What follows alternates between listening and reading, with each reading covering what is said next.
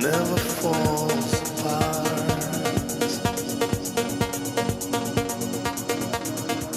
The feeling that you're closer.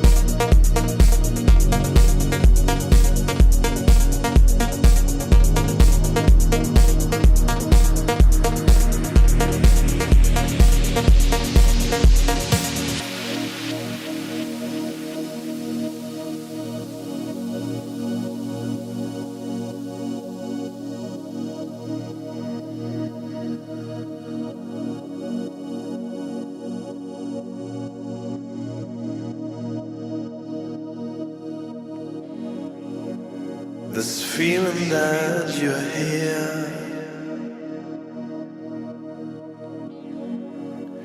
this feeling that we're closer. It's time that we're apart.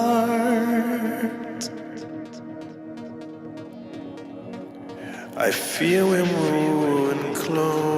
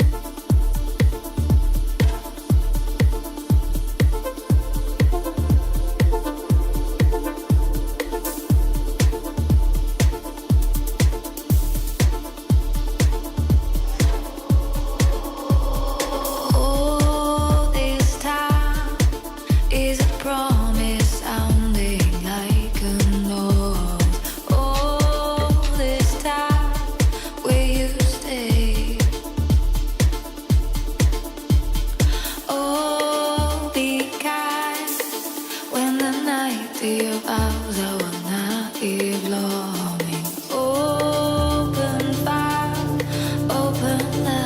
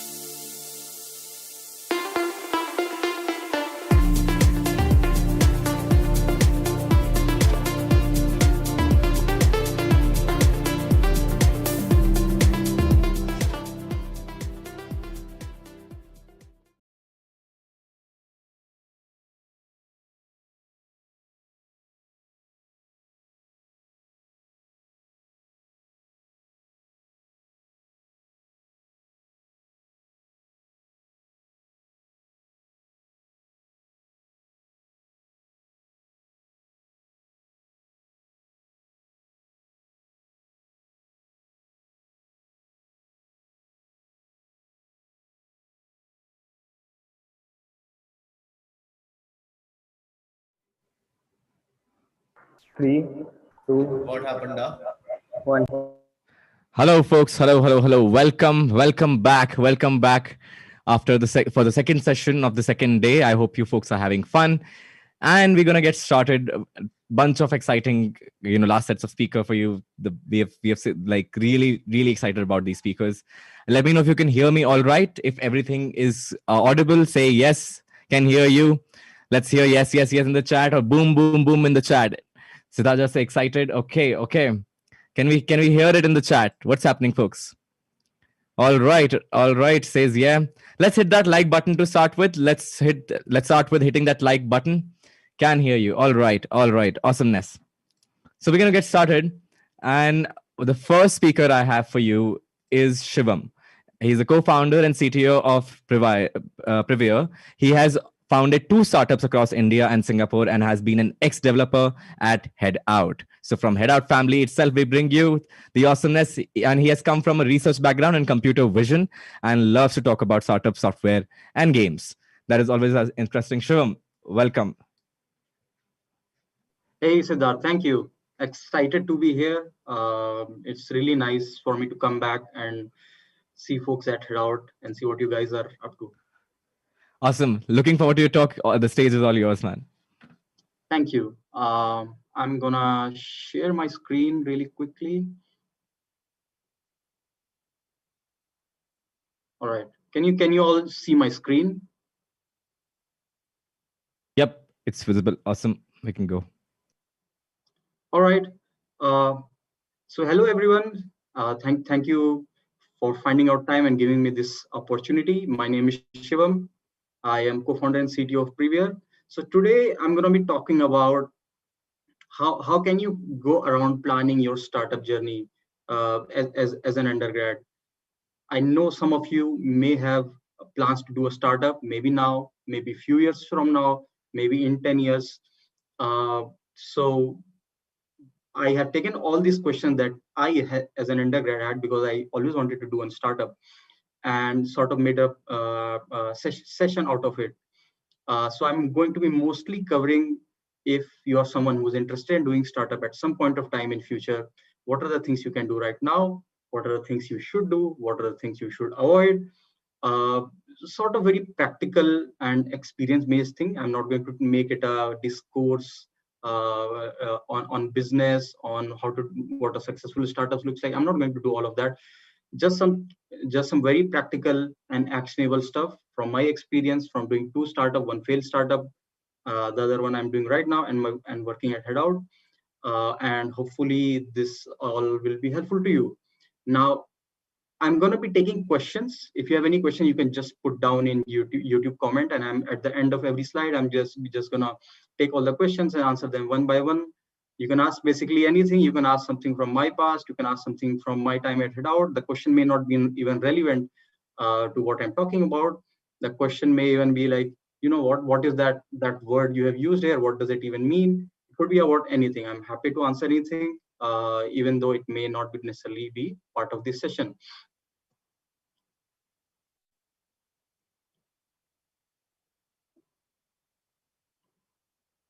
All right. Just a quick description about me. I am an alum of IIT Gandhinagar. To shout out to all the folks from IIT. I did my first startup uh, right out of the college, and it was a sort of interesting story. I had a PhD offer. I had a MS offer.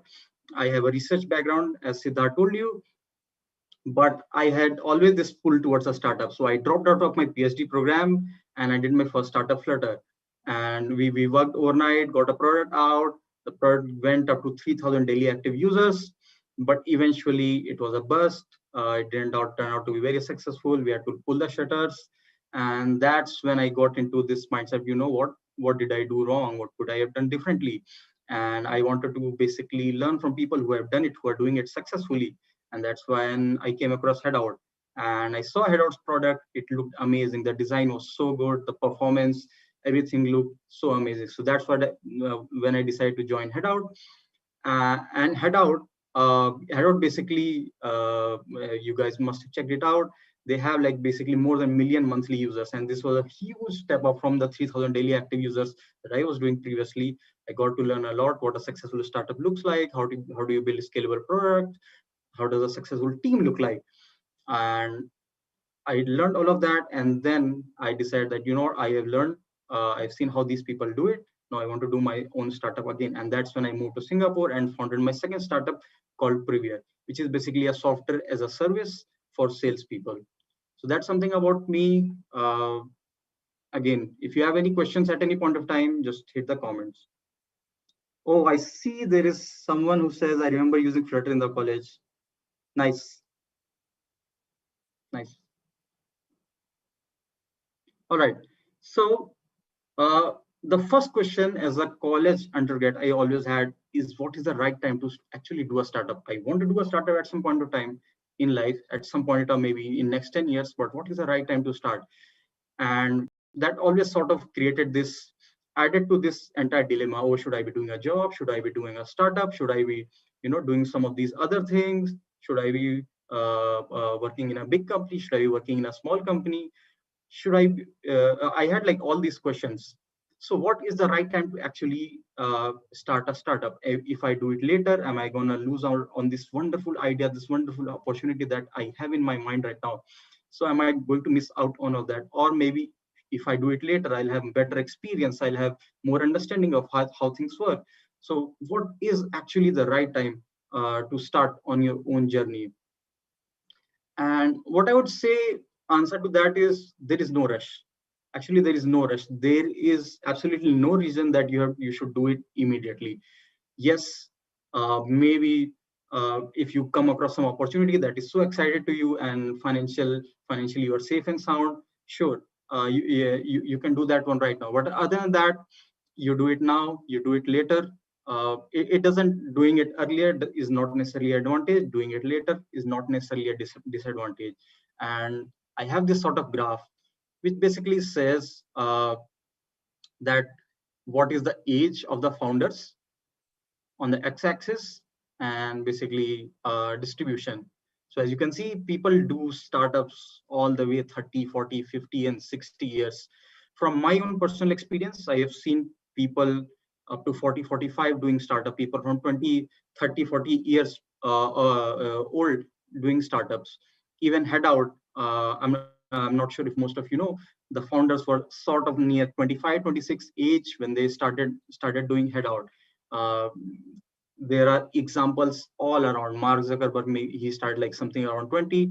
Vijay Shekhar Sharma, which you guys know from Paytm, I think he was around like 30. So there are founders in all sorts of age. There is no rush. You start doing it when you are comfortable. There is absolutely no way to rush no need to rush into this if you're not comfortable right now.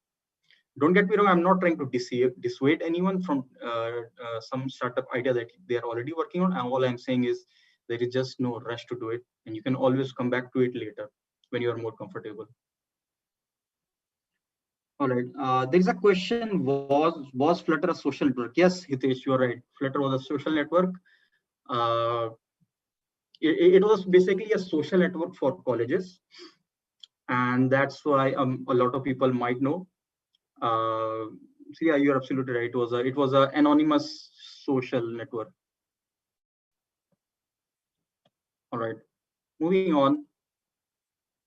Now, we already covered what is the right time for doing a startup, but what are the right ingredients that you need for going on your journey, and what are these right ingredients that you can sort of work towards right now, and maybe start your startup in next 3 years or next 5 years, or maybe come back to it after 15 years.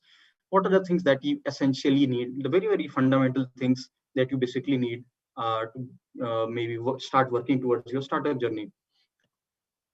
So I mean, this is no rocket science. We all already actually know it.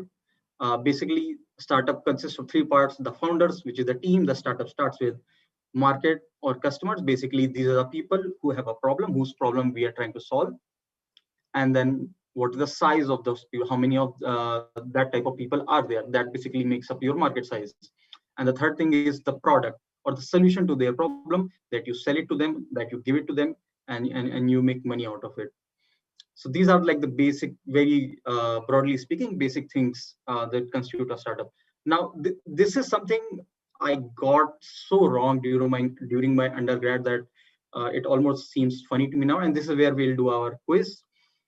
What do you guys think, in your opinion, and you don't need to think a lot, maybe just first answer that pops in your head. What do you guys think is the most important component in a startup out of 1, 2, 3? You can just like answer with like 3, 2, 1, 2.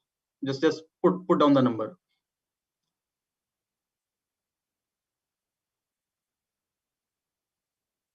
I'm just gonna wait. So basically, what I'm trying to ask is, what do you think is the most important thing in a startup? Is it the founders? Is it the problem? Is it the solution? All right. Uh, bunch of answers. I see some people saying idea, some people saying market, customers. So during my college days, I used to think idea or the solution is the most important thing. And from my experience, I have been super wrong.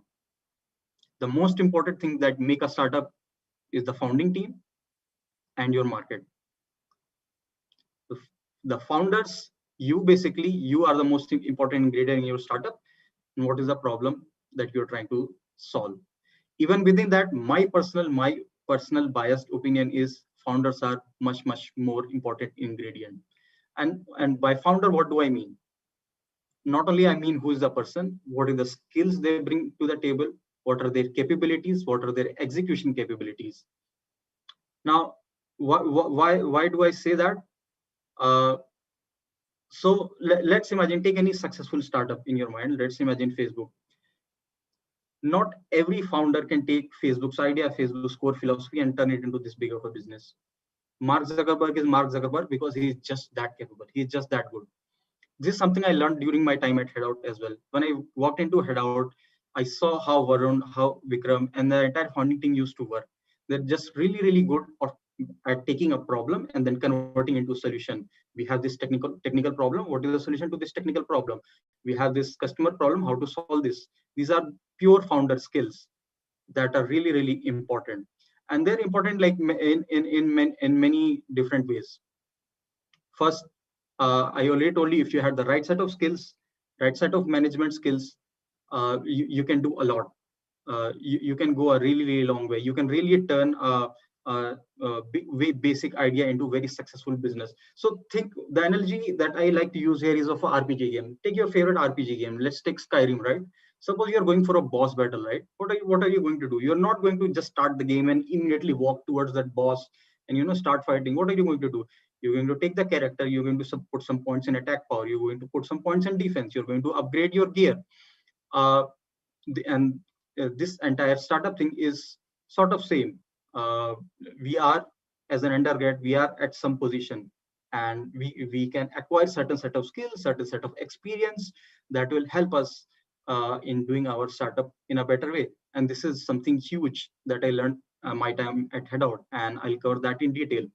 This is also in very important from the investor point of view. So as a startup, of course, you'd want to get investments, right? At some point, you would want to get investments.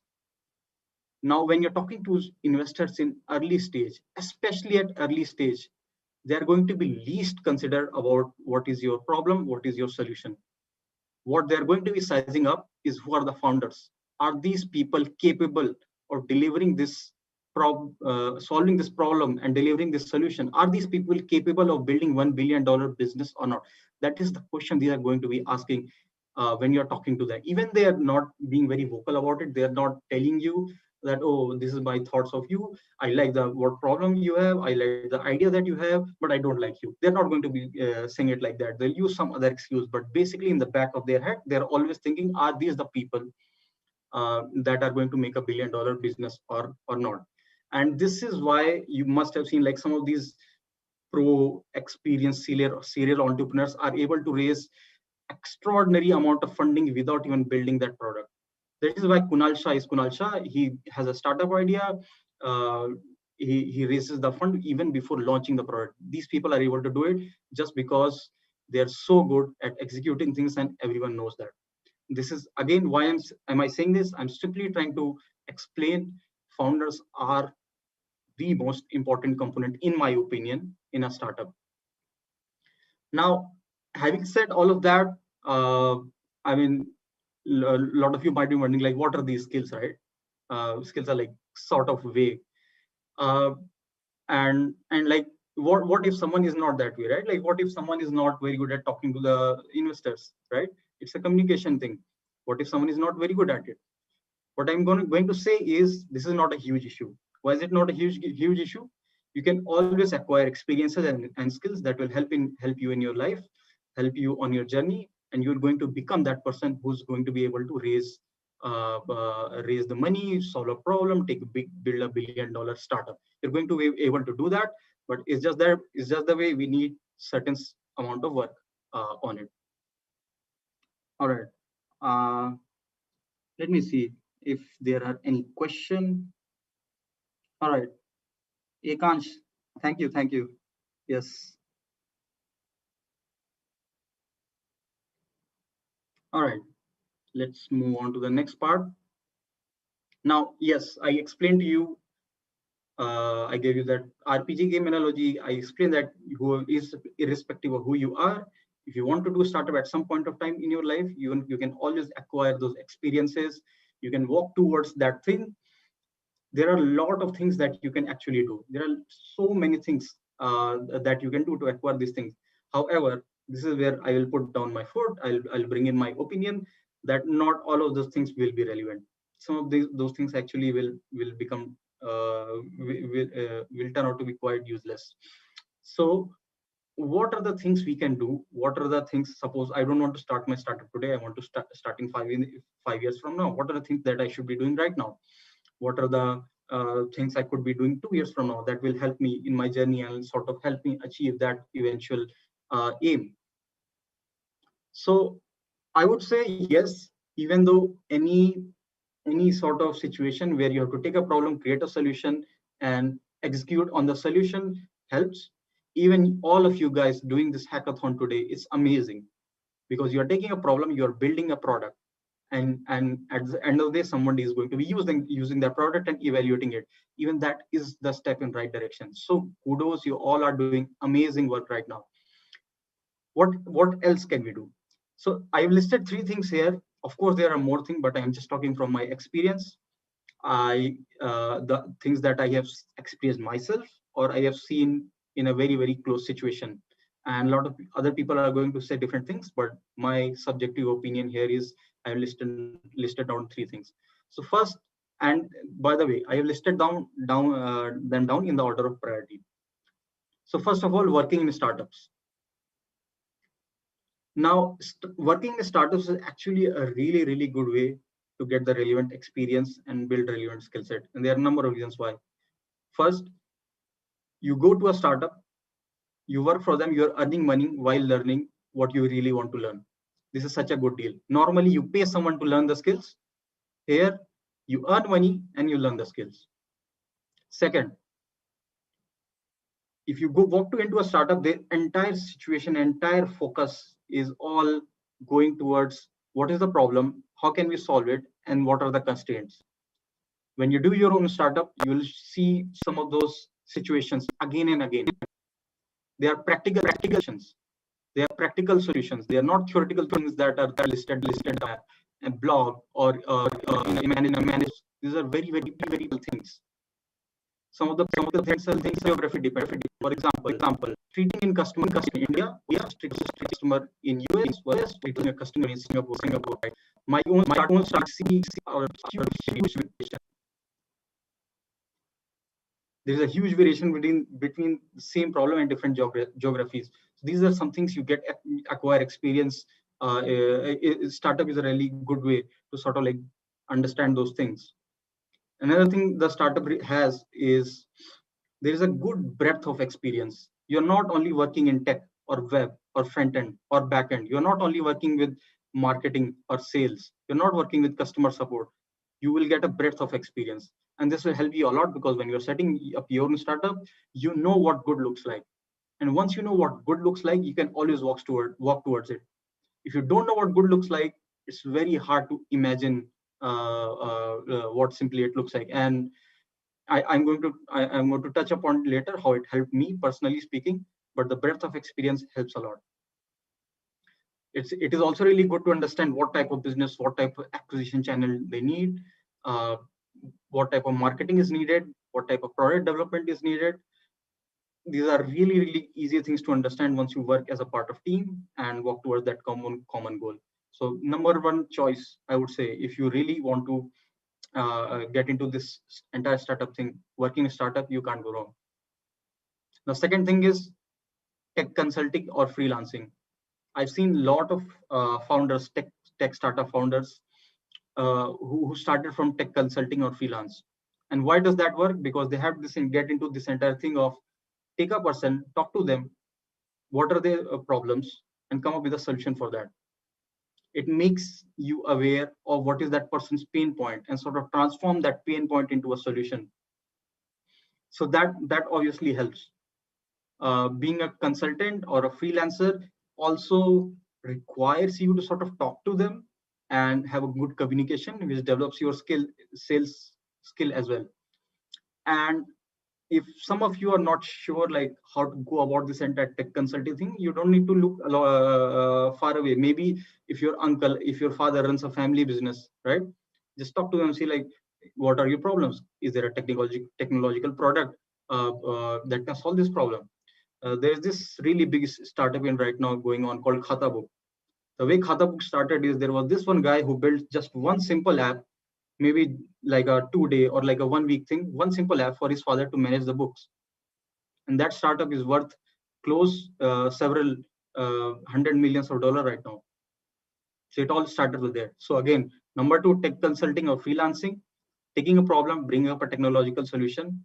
You can't go wrong. Again, choice number 2, in my opinion. Now, working in large companies is also pretty good. You go in a company, yes, you lack that entire breadth. You won't be tackling a lot of different types of problems across acquisition, across marketing. You'll be sort of going in much more in a depth fashion. But I've seen so many founders who just come, who have worked in shipping industry for like 20 years, and they come and they say like, you know what, I saw this problem in the shipping, I want to solve this, and they have made such a big business out of it. Similar with fintech, finance is a very complicated world in itself, and unless you spend like a lot of time, it's very hard to figure out what are the nuances there. So someone who has worked in fintech, shipping industry, some of these electronic things for like a lot of years, they'll have a lot of knowledge of what are the problems there and who are the people they need to sell the solution to. This is something that can come from there. Yes, it can't give you breadth of knowledge. You won't have knowledge across everything, but yes, in return, something you're obviously getting. So a lot of different options. You can't go and wrong with any of them. If you're not looking to start immediately and you want, it's just a goal that you want to work towards, you can do any of these 3. You can't go wrong. I'm gonna again just look if there are any questions. All right. All right, I'm just going to share a bit about my experience at working at Hackout and how it personally helped me. So I joined Hackout, as I told you, after my first startup failed, and I want to sort of see what good looks like. How does this really successful company works? What are their basic principle, and more importantly, what went wrong on my side, right? Now, what I learned was during my time at Hero, a lot of practical things, which was hard for me to visualize before. So, for example, all of us are really good at building products, right? We can build product, but building a product that is right for the certain situation and building the product that scales is actually not that easy. It's much harder. Building the product that is used by 1,000 people, 10,000 people, millions of people, it all has progressively exponentiating amount of difficulty. It's not that easy, right? There are a lot of micro decisions involved in this. What type of database you are going to use? Should you use NoSQL? Should you use RDBMS? What type of sales and acquisition channel should you use for this type of startup, for this type of situation? Are you going to do a hacker rank? Are you going to do a product hunt launch? Are you going to do Google ads? Are you going to do a Facebook ad? What are you going to do? So these are some of the very practical things that the knowledge is not really out there. And you need to get familiar with. I learned a lot of this. I worked with such an amazing engineering team. I was also working with the uh, marketing and acquisition team. They're building products for them, and in that process, I learned how the entire acquisition system works.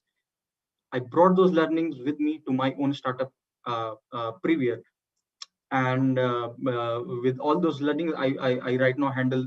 I am the CTO, but I am also the chief marketing officer or CMO. I was able to build the entire acquisition system for my startup really quickly, and that helped me a lot. You also get to learn. I also got to learn what are the team and skills needed for what type of task. What is the difference between back-end engineer and a front-end engineer? How to even evaluate a front-end engineer if you are not a front-end engineer? Should you use React Native? Should you use or build native apps? So all of these learnings I got from here, I was able to apply to my own startup. And due to all these advantages I got, my personal opinion is working in startups is going to going to solve the problem for you if you're trying to sort of understand how can you eventually build a successful startup for yourself. Another thing with startups is you can you can select specific startups for specific type of skills that you want. So for example, some of you might be very comfortable scaling the product, but you're not maybe that comfortable in building the first part of the product itself, which is basically taking a customer, seeing their problem and making a solution that works for them. Maybe you are not very comfortable with that, or maybe it's the other way around, that you're very good at building like a basic product that works, but you are not clear on how that product will scale with acquisition and future needs. So for that, I have like a very basic axes here that you can use. So on the x-axis, you will see size of startup. Size of startup is basically how big a startup is. If you don't know size of startup, that's okay. A good proxy for size of a startup is number of employees, and you can sort of use that proxy to determine how big that startup is. And on the y-axis is the experience that you're going to be getting. Is it going to be more breadth oriented or more depth oriented? And for most B2C companies, such as Hackout, the curve follows something like this. As the startup grows, what you'll be getting is basically more of a depth. And in the super early stages, when the startup is small, you'll be getting breadth. So when you're looking, maybe all those people in fourth year, when you're looking out for like what type of company should I be joining, what type of company should I be looking forward to, if you're looking for something that, how do I take this idea and build a product and get to the customers, look for a startup with less number of employees, and that's where you'll get all the breadth. If someone is looking for thinking that, what, I am interested in this particular technology, Bitcoin, or I am interested in a particular type of database, and I want to build a solution just around that database, you'll have a really good time somewhere around here, which is basically a large company. You can sort of go there and sort of get to work with people who are just focusing on that one particular thing, and in that one particular technology, you can do that. This is for B2C.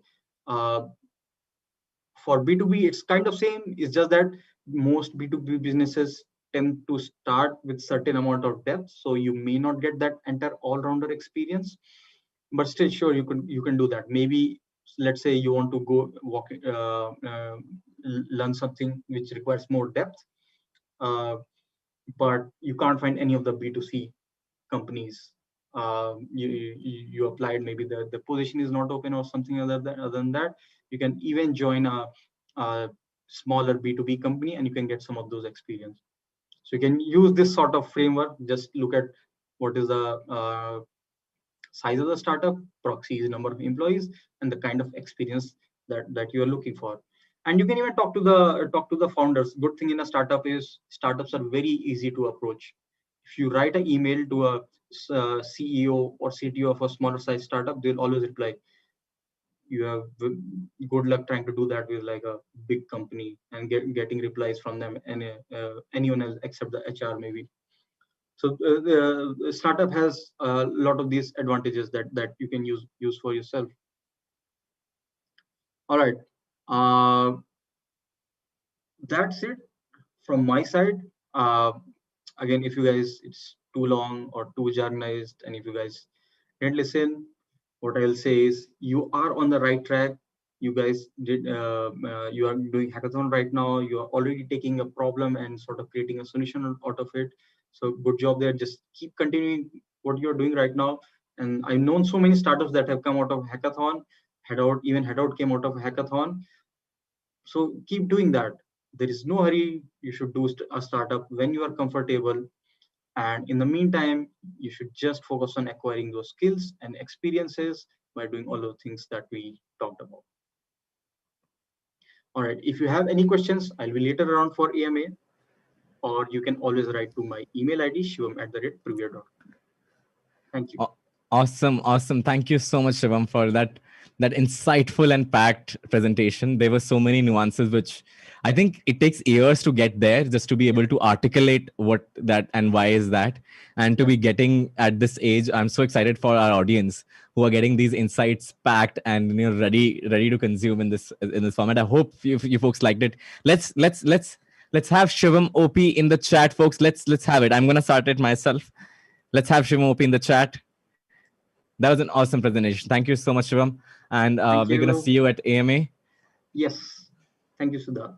All right, Shivam OP is happening, and that was wonderful conversation. I hope we'll see you, Shivam, later, and I hope for you folks enjoyed. Great session, Hitesh says. Awesome, awesome. Ikansh also enjoyed it. Ramnath is also there. So many folks enjoyed it. Awesome, folks. Awesome. So happy. All right. So now, next, what do we have, folks? Next, what do we have for you? What do we have for you? We are running ahead of time, as our new tradition is. In the This is a new normal, which I like. The next up is again from Hackout family, and his name is Himanshu. Himanshu is a full stack engineer who loves to create uh, E2E products. He has been a part of GSOC student and mentor in the past and has been coding since the age of 13. Can you the real Chintu may stand up now. He loves playing with different technologies in his idle time. He can often be found cooking either ideas or food.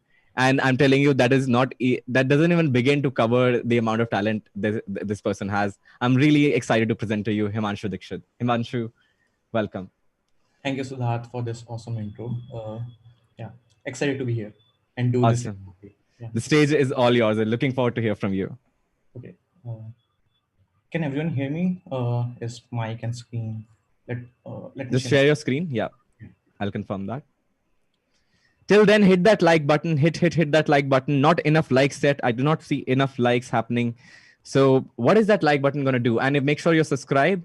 If you're not subscribed, just hit that subscribe button. You can't save it. If you save likes, it's not like there's limited number of likes YouTube gives you. Yep, it's visible. Okay. All right. All yours. All yours, Himanshu. Cool. Let's start. So in this talk, we'll be covering how to optimize your web performance for your end user. So let's start this. Okay. Okay. So who am I? I'm a full stack engineer at Hackout. Have been involved with open source for last 4 to 5 years. Done GSOC, been a GSOC mentor. Have developed modules and code used by more than 6,000 websites. In the past time, I love creating things, whether it be food or products. Love the idea of creation, starting from scratch to seeing the final outcome. And then I'm sports fanatic, love to play cricket, badminton, and table tennis. And the last thing, I've been coding like since half of my life. Started coding at the age of 13 with Q Basic, then moving on to Visual Basic, and then acquiring certain set of skills. Sometimes to earn money, sometimes to just create a product out of knack. So yeah. Currently on side, I'm building Pressure.dev. It's a no-code testing tool. You can think of it as Webflow for testing. So you can go there, test your web product in few clicks. It will be coming in beta in next 2 to 3 weeks. You can catch performance issues, which we'll be talking about in this session, and also check visual bugs or functional bugs without writing a single line of code. Helps you speed up shipping time because you don't need to test every feature. And yeah, Indian coming in beta super soon.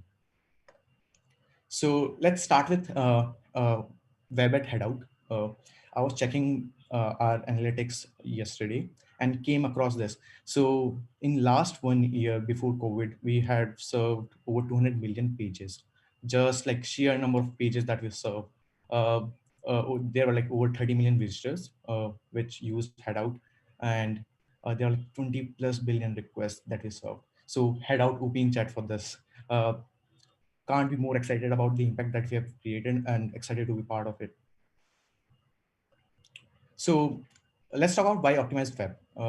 In general, your website or landing page, whether it be web app or the Android app or any other software, or even like your non-tech business, your web is sort of like an entry point, a first point where your user land.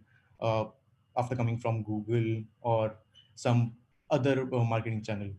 Uh, uh, the other thing being, most of the time there is no caching on device or browser. So when they are loading it for the first time, it's straight up request which are being served. So nothing is cached. Uh, an important thing also, your browser tab is limited in resources. So as everyone knows, your browser has like one thread handling all the stuff. So there are like a lot of things bombarded on it, and it needs to handle everything. And last thing being, some people still don't have a good internet connection. They are still using slow 3G.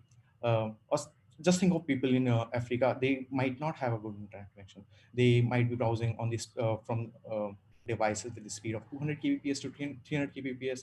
So you need to optimize for that. And if your website is really heavy, let's say it's 10 MB, it would take like probably 3 or 4 minutes to load even a single website. So you need to take care of that.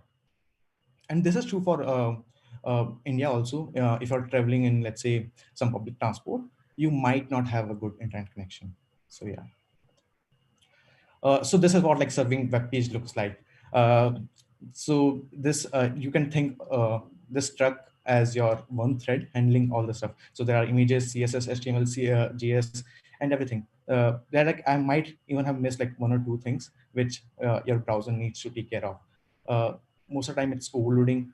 JS is bombarded on that one thread. It needs to first parse that JS and then execute it. A lot of things going on there. So yeah, let's start with tools that you can use to optimize the performance and some of the basic tips to make your web page faster for your end user. So first thing being, we all the engineers are like really enthusiastic about technology. We love yet another framework, excited framework that is coming in the JavaScript ecosystem, or any new technologies, for example. So if, for example, if you're in Hackathon and creating a simple landing page, don't use React, Next.js, or any other framework for that. Simple HTML or even a no-code tool will be fine for that. Don't waste your time in this stuff. It will be bad for your time optimization also, and performance optimization also. And I've made this mistake multiple times using React, creating components for a simple landing page. Don't do this. How to choose a framework. So I was dealing with this problem recently and came across this framework. So you can follow this kind of framework when choosing a mental framework while choosing what to use for your front end. First thing being, do you need to have AMP on your website? So AMP is accelerated mobile pages. Generally, most of the people without heavy traffic load or good SEO in Vision don't need it. So if you don't need it, you can go for Webflow or WordPress. And if you need it, you can go for Next.js or Jamstack framework. Okay, let's start with number one tip that you can use, and it will have the most impact. So if you wanna make things real fast, start to cache it at DNS layer. So you can use tools like CloudFront or Cloudflare or Fastly. Just plug it in after your DNS and cache your all the web pages. You can have a good let's say what you call TTL, 2 or 3 days, and you'll be sorted. Edge cache it if possible. So what edge caching means is your cache is stored at nearby location of the of user's country. So let's say if your server is in US, there will be like one cache copy in Mumbai or Bangalore or Hyderabad. So instead of going all the way to US or any other location, a user can get that copy from Bombay. So yeah. Uh, and one simple plugin that you can use is Cloudflare. It's a DNS come CDN that you can plug in your software, and you can do this with the project you are doing at Hackathon. It's really simple. It would take like 5 minutes, and your website will be like quite fast compared to what it was before. Uh, and the last thing being, don't use caching on uh, web pages that have dynamic content. For example, news site. Don't use it on that. If you have caching on the news website, then you might be seeing a content which is really old. Yeah. Second most important thing is cache your server in APIs. So most of front end in general talks to some sort of server or some sort of APIs in the background, whether it through your client browser or front-end server. So you can use these kind of techniques, use Redis or in-memory, some in-memory solution to store cache data. For example, let's say I have a list of supported countries that my website supports. I can usually, and it does not change regularly. I can usually store this in Redis, and then instead of going all the way to database, I can fetch it from Redis and serve it to user. It will be real quick compared to making a query to your DB engine, then doing all the optimization and all that sort of stuff. Cache DB queries and data, they're like there are some solutions built on top of your DB engine. Even like some of the DB engines do it on their own. So start doing that. Uh, if your API requires some heavy calculations, try to pre-compute it before user is even there. Today is a good example of that. So basically, they create a feed before you even require it. So you can do that. And the last thing being index your DB correctly and partition data. These are like the good backend optimization you can do to ramp up your performance. Third important thing being are basically related to images. I've seen this with like multiple websites.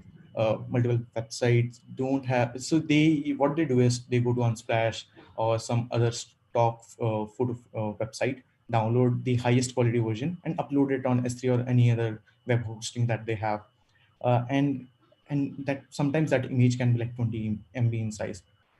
So what you do need to do is basically either need to create different versions of that image through image magic. So for example, let's say your image is 4K, you can create 200 pixels small thumbnail for that, all that sort of stuff. Or you can use tools like Cloudinary, which you can on which you can pass parameters like width and height, and they do it for you. Other thing being you can compress images. So for example, JPG is a better format than PNG in terms of image size. You can use it, and noticeably there's not much difference in that. And the last thing being lazy load the images. So for example, let's say if user is coming to a website, they will first fold the initial screen that user is seeing, and in rest of the screen, there might be a lot of images. What you can do is lazy load all that images in the after fold content, and it's very simple to do. You can either use some React plugins, with npm packages for that, or some of the browsers now support loading attribute in which you can pass lazy, and it will do this automatically for you. And yeah, quite an easy thing. Same for videos. Uh, uh, you basically you need to do the same thing as images, and like some other things also. So if your, let's say, video is in 4K, you need to create different versions for it for different users, and then serve it whenever they need it. Also, an important thing with video players is when you are loading a video, ideally you are using some sort of JS library or some sort of iframe. For example, if I'm using YouTube video, there will be an iframe that I need to embed in my website. Uh, so what you can do there is lazy load that iframe also. Basically, when user is clicking on play button, then you can load the iframe, not initially. And it's quite heavy in size. It's like 800 or 900 KB for YouTube framework. So that YouTube iframe might be greater in size compared to your whole web page in some cases. Now coming to styling. Uh, uh, First thing being, don't use a lot of frameworks. Seen this with like a lot of individuals and even companies. What they do is they start with Bootstrap, then use some other frameworks like Tailwind, jQuery, UI, some Metal UI. Stick to one thing. Do your preparation, do your research, see what is best, and do that. Try to follow that. Then what you can do is inline your CSS in your head, instead of loading it as an external file. What you can do is you can inject it in your head, and so there's like one less network request. uh, Prioritize your critical CSS. The same thing being, For the above the fold content, you can load it in head, and then if your CSS is very heavy, you can load it as external what you can say external file. Uh, Minify your CSS. A common thing when you're writing CSS, there is like a lot of white space. There's like a lot of tabs and spaces in your CSS. What you can do is basically pass it through any minifier. It will remove all the white spaces for you and decrease the size by a large margin. And the last important the advanced technique being purge your CSS. So what purging means is if a particular CSS style rule is not being used, it will not be a part of your final output. So for example, let's say I have created a CSS for I wrote a CSS for header, and if there's no header on that page, that header might not even be there, might not need to be there. So you can remove that totally. Now coming to fonts, remember Abhinav talking about Google Fonts yesterday, talked about how to go on selecting fonts and different kind of stuff. So same thing here, when you're going to Google Fonts, when you are basically going to embed option, they will give you a lot of options. They will like different font weights and different font styles, ranging from super light font to black style. Don't select each one of them. Identify which one you need. Usually it will be regular to semi bold to bold. Use that and just use that only, and try to limit your font to 2 or 4 at maximum, not more than 4, because each font like has a minimum size of 30 to 40 kb. So if you are going over than that, your font is like a major resource, uh, major performance hindrance in your website. Uh, you can for font format you can use WOF2 compared to OTF and other font file extensions. WOF2 is small in size compared to WOF and other font extensions. One good thing that you can do with fonts is you can reload all your fonts. So basically, when user downloads the page, you can on site you can start downloading fonts. Don't do this via CSS. That is the last point. More out of critical tuning. So if you're loading your font through CSS, what will happen is user will first download. When I'm talking about user, it's user's browser. User will first download the CSS, and then the downloading of font will start. You can do this simultaneously, uh, and browser has optimization for that. And at last, you can use font swap property. So there's one thing when user is basically downloading a web page, uh, until all of your fonts gets loaded, user does not see anything. It's like a blocker in page rendering. So you can use different kind of font swap properties for that. Uh, yeah. Okay. Now coming to tracking part. Uh, Basically, a lot of websites and a lot of startups you heavily use tracking to gather user data, to know more about user, to improve their product, ranging from Google Analytics to Mixpanel to different kind of services. And they are like quite large in numbers, quite large and quite heavy. So for those, what you can do is you can load it async. Async being your web page does not get blocked because of that one request. It will be loaded asynchronously and does not affect the rendering of page. Or else, what you can do, which is the best option, is defer the script entirely. So in this case, what will be happening is after your whole page is loaded, all the critical resources, then the other stuff like Google Analytics or other part will start get loading, which is the good thing. Second thing being limit the uses of external services. Don't go overboard with the product that you're using. Carefully evaluate what you want to use, what is its impact, and what's is there even a need for that. Yeah, and now let's talk about delivering, how this affects the performance. And this is also an important one. Um, First thing being use SSR, which is server-side rendering for initial stuff. So, for example, if you're creating an app with React, simple, let's say, for example, you're using React app as your starter kit, uh, you need to make sure you are using SSR. So what SSR means is, uh, when user is downloading a your let's say page, he is getting some initial response which he can use at the starting. Otherwise, what will happen is that page will get downloaded, then the JS file will get downloaded, everything will mount, then API calls will be made, and then you will see something, which is a good blocker time for user. If you can use SR, do that. Use minification and compression. Same thing being minification, removing spaces and some extra character that you don't need. When you're writing code, there are like a lot of spaces and JS file, CSS, HTML. You can totally remove them. And the other thing being compression. Use compression formats like gzip or broccoli to compress your pages. Yeah. And by using frameworks like broccoli, you can decrease your page size by like up to 40 to 50%, which is quite an amount. So if your web page size is 1 MB, by using broccoli or gzip, it can like between 600 KB to 700 KB, which is quite a lot. Uh, uh, Third point being, if your website is SR dependent, you are doing server-side rendering through some SR framework, try to keep everything, your backend, front end in one cluster. Uh, don't try to have your front end server in Mumbai and your backend server in US. Don't do that. And people often do that.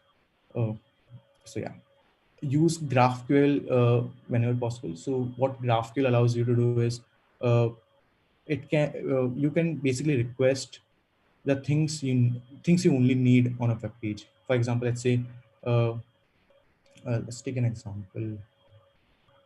Okay, let's say I have two lists. One is product list and one is video list, and I have two different pages for both of them, product and videos. And each list has like, let's say 1 lakh items. So if I have like only one API for each of them, I'll be downloading like twice the amount of data I actually need. With GraphQL, what you can do is you can specify I only need images, and it will give you that. Use AMP if possible. So AMP is basically accelerated mobile pages. It's like a framework made by Google, having all the optimization and then CDN caching on top of it. It's very restrictive framework, so you can't do a lot of stuff there. You need to follow rules set by Google in order to have AMP. uh, uh, One more thing being, lazy load all the stuff. You can use for this also, you can use npm packages. There are like a lot of npm packages that you can plug in, use directly. Generally all the frameworks uses user intersection observer APIs. So basically what that means is, if element is part of your current web page or current screen, then only it will trigger some callback, and then you can load images or whatever you need. Uh, Second thing being virtualized large tables. So one thing to note is, your browser in general is not capable of handling a large number of DOM nodes. If let's say if your DOM nodes are more than 10K or something, it will start to feel laggy, because you need to go through whole process of composition, painting, and layouting, and everything. So what you can do there is, when user is scrolling, you can only show them only 10 items, and then load everything else on the fly. uh, and now coming to preloading and service worker. So there are like three different things that you can use, uh, which are preload, preconnect, and prefetch. uh, what this basically means is, let's say when your page is getting loaded, you can sort of like connect with your API server in parallel before even making the API request, or prefetch the API response. So I use sort of this sort of framework in one of the product I created, which was, uh, let's say, so what we were doing was, we were showing a menu to user based on some code. What was happening, what one of the quick text that we used was, whenever user was typing the table code or some identifier that we had, we were making making a call to API in advance, and then showing it instantly when they clicked on button. So that was a good optimization that we had. And then you can use service worker. If your app has a lot of repeat users, and there are like two techniques that you can use for caching. One is network first and one is cache first. So if your response or if your app is dependent on latest data, you can go with network first approach. So what that means is user will that browser will first try to make a request to network. If the request is not there, it will fall back to cache data. So in the end, user is seeing something. And second thing is, if your response does not change very often, you can cache it for good TTL time. Uh, Now some other things being, you can switch your protocol from current ones. So there are like three protocols in current ecosystem. One is HTTP1, which was the earliest protocol that we had. Then came the HTTP2, uh, which is basically in one connection you can have like multiple requests or multiple resources being transferred from your server to the client. You can see the diagram here. This is how it works. So earlier you needed to have three TCP connections to transfer all the data, and there were like limited number of connections you can have, which is I think 8. You can't have more than 8 connections. And with HTTP2, it increases drastically. So you have like more private downloads per connection. And this the recent framework or recent protocol that is there is Quick. It is developed by Google. Uh, so which basically means is it uses UDP to create a connection with your server and uh, allows you to stream faster with high throughput and like low latency. So you can use that. And it has also started rolling the past last in the past year, so you can use that. This is the most advanced optimization that you can do. You can basically switch your congestion control algorithm. So uh, Google recently developed changed the created a patch for Linux congestion control algorithm that Linux has, which and they call it BBR. Basically, so there is like some network theory or network topic that is there related to congestion control, how it manages the traffic coming to a server or client. So by upgrading to it, what you can do is you will be having high throughput. It is in some cases it has increased by 14 to 15%, and lower latency, which is also increased by 20 to 25%. And they use it for YouTube server or Google Cloud Compute servers that they had. So if you're on AWS or some other server, you can basically install that patch, and it will be ready to go. So you'll be seeing some diff of around like 10 to 15 milliseconds and a good higher throughput. So your server will be able to handle like more traffic compared to what it normally was able to handle. Now coming to JavaScript optimization. So we have already talked about this. Defer or load your JavaScript in async. Uh, uh, a second thing that you can do is enable tree shaking. So what tree shaking means is, let's say if I'm using some module and only using a part of that module, uh, what JavaScript optimization engine can do is basically remove or eliminate the code that I'm not using. And it is called dead code elimination. And you can enable it. One thing you need to take care here is don't use common JS modules. Instead you need to use ES modules for tree shaking to work. Uh, uh, the other thing being, there's a thing called transpiling in JS ecosystem. What it means is you can write code in latest specification of JavaScript, but when you need to support the old browsers, you need to basically transpile it, basically transform your code from latest specification to older specification. So if you're not supporting, let's say, Internet Explorer 7, 8, don't target them. You will be able to decrease your JS bundle size by a good amount. And third thing being, keep your store light.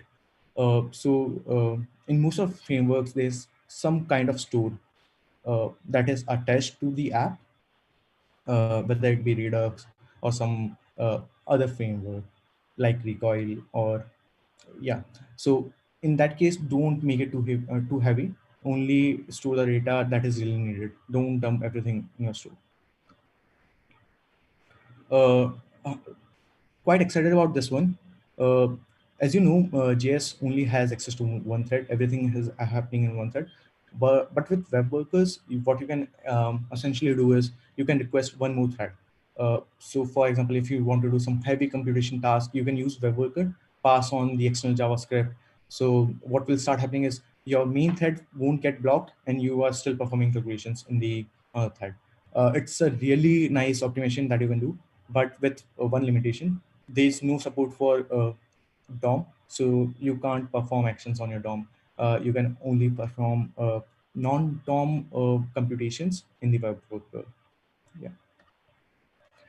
Even for that, you can have some sort of DOM parsing library that you can use, which can actually parse the HTML you have passed to it, and then take actions. Now let's talk about Webpack. If you don't know Webpack, Webpack is sort of like a bundling engine for all of your JavaScript modules and code. So yeah, uh, with Webpack, what you're essentially doing is telling your browsers to load only the items you need. It can be based on your runtime or the initial load. uh, One optimization you can do is you can split your JavaScript bundle into different chunks. There's a property called or a module called split chunks that you can use. You can define the size of each chunk or how it is loaded. So yeah. And second thing is source map. So after your code is transpiled, you need to somehow, for debugging purposes, you need to have some kind of mapping from your transpile code to your source code. So in some cases it is attached to your JavaScript code, which is inline. In some cases it is loaded externally. So just check that property, try to load it externally and not make it part of your bundle. Load bundle at runtime, which means, for example, let's say my app has different runtime paths. It can be There can be like different sections. So load only the module that you need at particular path. Don't load everything unnecessarily. Uh, and other things that you can do is inline SVGs and other files, SVG, CSS in your JS or HTML. And last thing being, don't use common JS libraries like Movement.js and other things. Basically, the thing here is your Webpack or any other uh, tree parsing engine can't reshake your library. Uh, Now let's talk about microservices for front end or micro front end. So this is sort of like a trendy topic that has been coming for the last 2 to 3 years. What this means is taking inspiration from microservices that it's sort of like a paradigm that lot of companies use uh, for their backend architecture. Same thing is being applied in the front end also. So what this means is instead of having one application, you split your application into multiple sub applications and then load things. What it allows you to do is you have like much finer control over how you control your store, your APIs, your source code, everything. So yeah, I think I repeated some of the text. Now coming to some of the tools that you can use to monitor your web page, your performance optimization progress. Let's start with the first one. The first one that you can use is Google PageSpeed Insights. It is the most popular framework, and basically when you're doing performance optimization, you are doing it for two uh, uh, you can say set of two targets. One is your users and second is Google for SEO. So you can use Google PageSpeed Insight. It gives you different types of parameters: first contentful paint, first input delay, and different these are like different parameters which basically indicate your performance, your web performance, and you can try to optimize them, and also gives you really nice solution at the end. uh, Google, on the other hand, also has a thing called Chrome UX. So whenever you are browsing through Chrome, Google is collecting data about each and every page and then sending it to Google server. So you can use that data to know how real users are getting affected with your performance. You have a variety of data that you can browse and then take decision. This one is pretty exciting. So there's a thing called lighthouse calculator. Uh, what this basically means is there's a metric called Google PageSpeed number. If you see here, for example, 100. Uh, so by changing different attributes, you can see how they affect your performance. So you can then try to optimize your performance by these metrics. In general, total blocking time uh, affects your weightage quite a lot. So if you just reduce your JS bundle size and don't have some blocking computation or blocking resources in your web page, you will be able to decrease this significantly. And the last one being use Webpack bundle analyzer. So most of the frameworks and most of the apps use Webpack to bundle things together.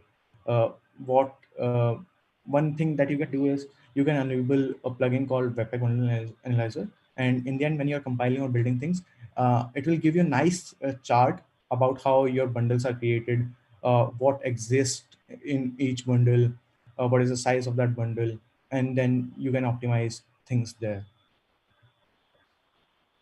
And some of the other tools that you can use apart from these is tools.pingdom.com. It's the most famous and quite stable one, and the other one is GT Metrics. So yeah, you can use any one of them to optimize your website performance. Yeah, that's it from my side. Uh, Thank you all for listening to this long talk. I hope it is helpful in some way. Yeah, over to you, Siddharth. Wow, that was one technical talk, and the memes in there are on point. I think there's a special mention that just for the memes that we deserve. Like, there was one for the overloaded web pages as well. I always love those. Awesome. And this, I hope, folks, this gives you for those of you who are interested in what a lot of new like what a lot of front-end engineers fuss about, which is performance. It's a big deal. So thank you so much, Himanshu, for giving us the talk. Let's have Himanshu OP. Let's have Himanshu OP for this amazing session covering almost every aspect of front-end performance. Like, really amazing. All right. I'm gonna write there, Himanshu OP. Real enlightening talk has happened. Yes. All right. And we're going to move to our next speaker. What an awesome lineup of speakers, folks. Make sure you hit that like button if you're liking our speakers. We are still not hitting as many likes as you are. So I don't know what you're saving it for. Hit that like button. All right. Himanshu OP is finally happening. All right, folks. Cool. Now we're going to move to our next speaker. Again, from Hackout family. Pranjal. Pranjal is a polyglot programmer who loves to hack around with different verticals of tech, always fascinated about how things work. He spends his time viewing under the hood of things, hypothesizing about their working and validating it. That's quite an introduction. Like, what is it that you don't do? It sounds like a polyglot programmer who's also a scientist. Let's welcome Pranjal. Like, I'm really looking forward to what he can teach us. We're going to learn about supercharging container native development. Pranjal, you may have to unmute yourself and switch on your video. Exactly. There we have you. We have you finally. I guess there are some artifacts. Is it fine? A little bit noisy there, but I think it's not that much. There was some noise around this video stream, I guess. Yeah, there was. Yep. I'll just, okay. Hey guys, I'm Pranjal. I'm a software engineer at Hackout. Today, like, I'm trying to summarize about container development. This is the development process that we also follow at Hackout. We actually develop container native for a lot of our things because it gives you a lot of advantages. I've been programming for quite a while. I'm really glad that this paradigm of development exists, because otherwise there were like a lot of issues that there are in when you're developing in backend program. like when you're working with backends, and it's really hard to collaborate between different applications if you don't have such a setup. Um, so yeah, I guess there's some issue in presentation. I like reshare my window once instead of the desktop. Okay, it's fine, I guess. Yep, never mind. Yeah. So yeah, a little bit about me. Like I have been a GSOC student like twice, and I have worked with a lot of things, a lot of verticals in tech. I've dabbled with mobile development, backend development, a little bit on the core system, like with Rust. And I have like a fair share of my knowledge around a lot of things around the space. So yeah, I'll start my talk. So to start with, let's cover some basics. Um, I would like to point out like what are some things that uh, you need to know that before you actually can do container development. You first need to know what a container is. I mean, I guess a lot of folks might already be knowing, but I'm just doing for the folks that are there and not really familiar with it. So yeah, so actually what so container is a technology basic. It's a way to package your application where you uh, build all the libraries, all the binaries in it which are needed for application, and all the dependencies basically which are needed to run your application in one image, and then you can distribute it and anyone can run it on their setup, and it will be a replicable experience on their end unless you really have some dependencies around. I mean, you can replicate the same thing very easily instead of a different setup. So yeah, so similar things can be achieved via different ways. So a different way to achieve this is a virtual machine. I mean, deploying a whole virtual machine. So you do virtualization, and in a host guest host OS, you actually have a guest OS, and it is running its own thing in entirety. I mean, it does not share anything with the guest host OS, and it can also serve the purpose that a container is serving. I mean, it's more or you can achieve similar goals with it, but there are some issues. So I'm like just trying to emphasize like what is different between container and virtual machine. So virtual machine generally have this hypervisor layer in between, which is basically a virtualization platform, and then the guest OS has it's a different OS altogether. So in general, it will have its own kernel. It will have its own so it will keep its own process stack. I mean, and whatever the process, it will keep it on its own, and it will be a different set of setup than a container. Container basically what it does is like it packs all the binaries and which are there in an OS in an image, but it doesn't really pack the kernel. So kernel is shared by the runtime where you are running it. So let's say you're running it on a you are running it on a cloud machine. The kernel will be used what the cloud machine, and if you're running it locally, so the kernel version will actually vary between those. So due to those, there can be some differences about the things your application can do, but for most senses, when you have a particular application compatibility, let's say you say ki, I have this this feature set I need, and this is the minimal feature set, and I'm going to support containers version of this. It's generally ensured by the container engine runtime that it will run on Linux kernel this above or something like that. So by that you can guarantee that things will or won't work with your setup or not. So yeah, I guess I'll move to the next slide. So a few things highlighted. Yeah, so VM you can so yeah, container you don't need a virtualization. In a VM you need virtualization to that to happen, and yeah, with the points which I mentioned earlier, yeah, the same things are written here. In VM, as you could imagine, that there is a considerable overhead.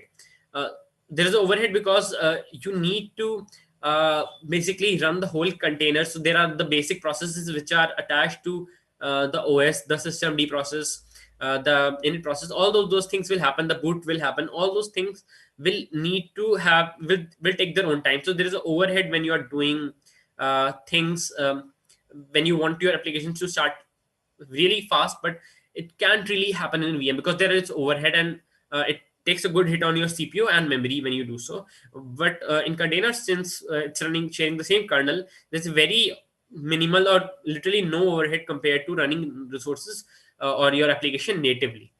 So yeah, so now I'm talking about container native development. So what does container native development means? It means that uh, things you are developing, obviously containers are great way to deploy things, right? You want to when you want to deploy your application in the cloud, containers are right now the de facto way to do so. But there is some issues. There are some issues with containers. Majorly, they are about things that you don't have a replicable setup in your local machine. So I mean, you can obviously deploy it on production in a containerized setup, but your local system still runs it barely without a containerized setup, and that can have actually some issues.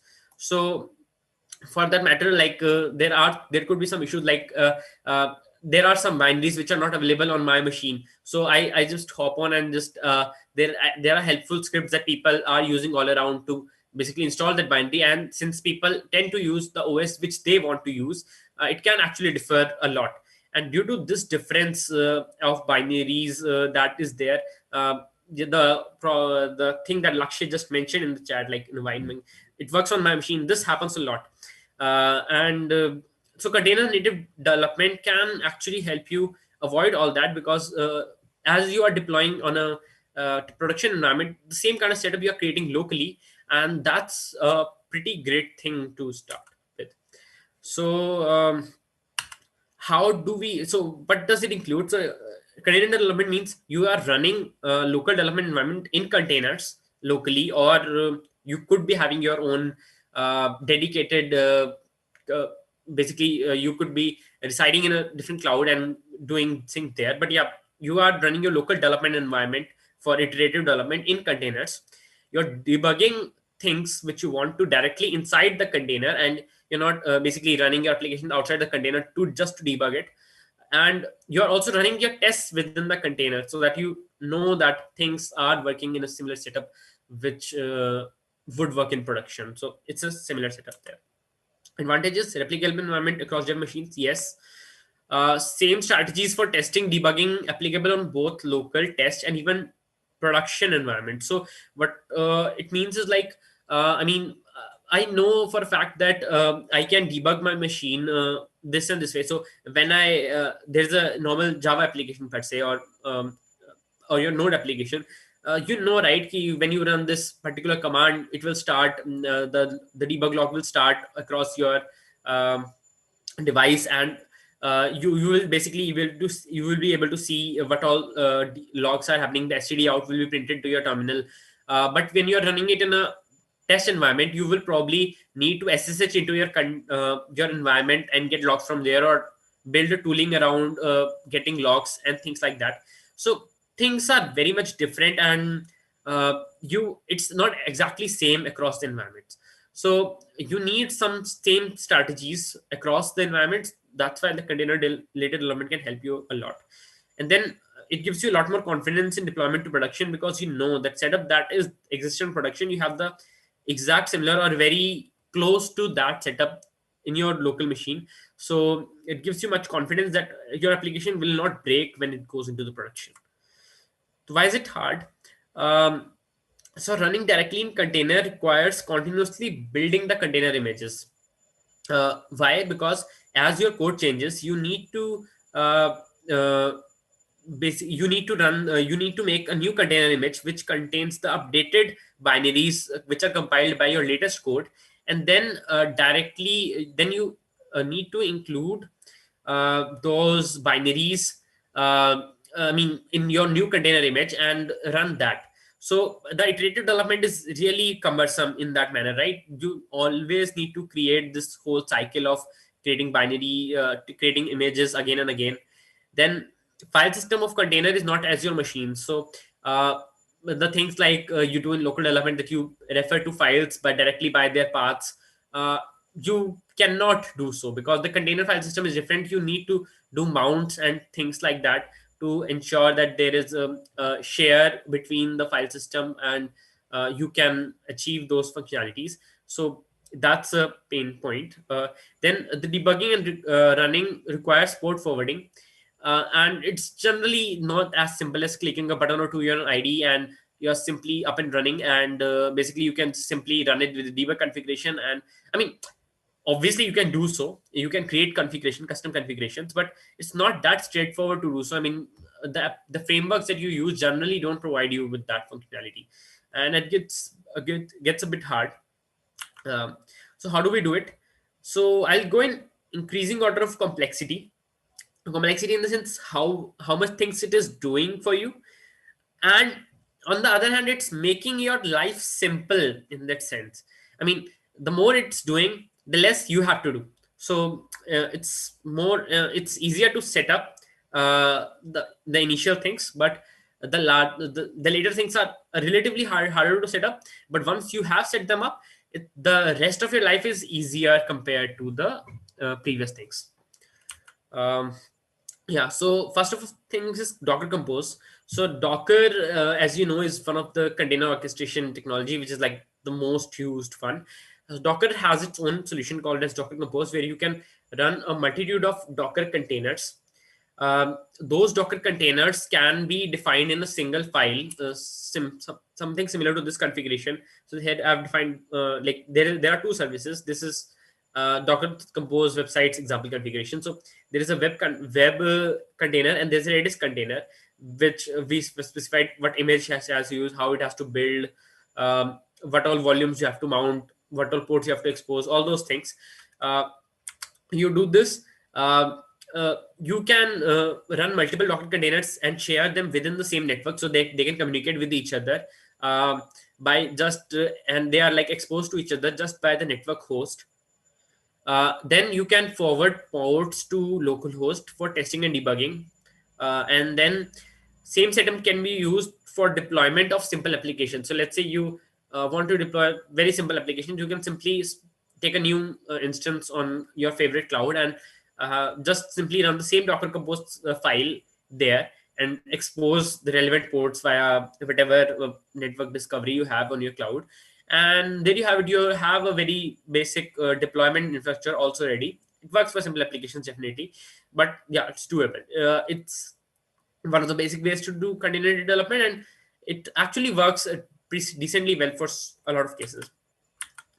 So where it fails, so it's hard to deploy complex applications where multiple containers are used across different compute nodes in a network, right?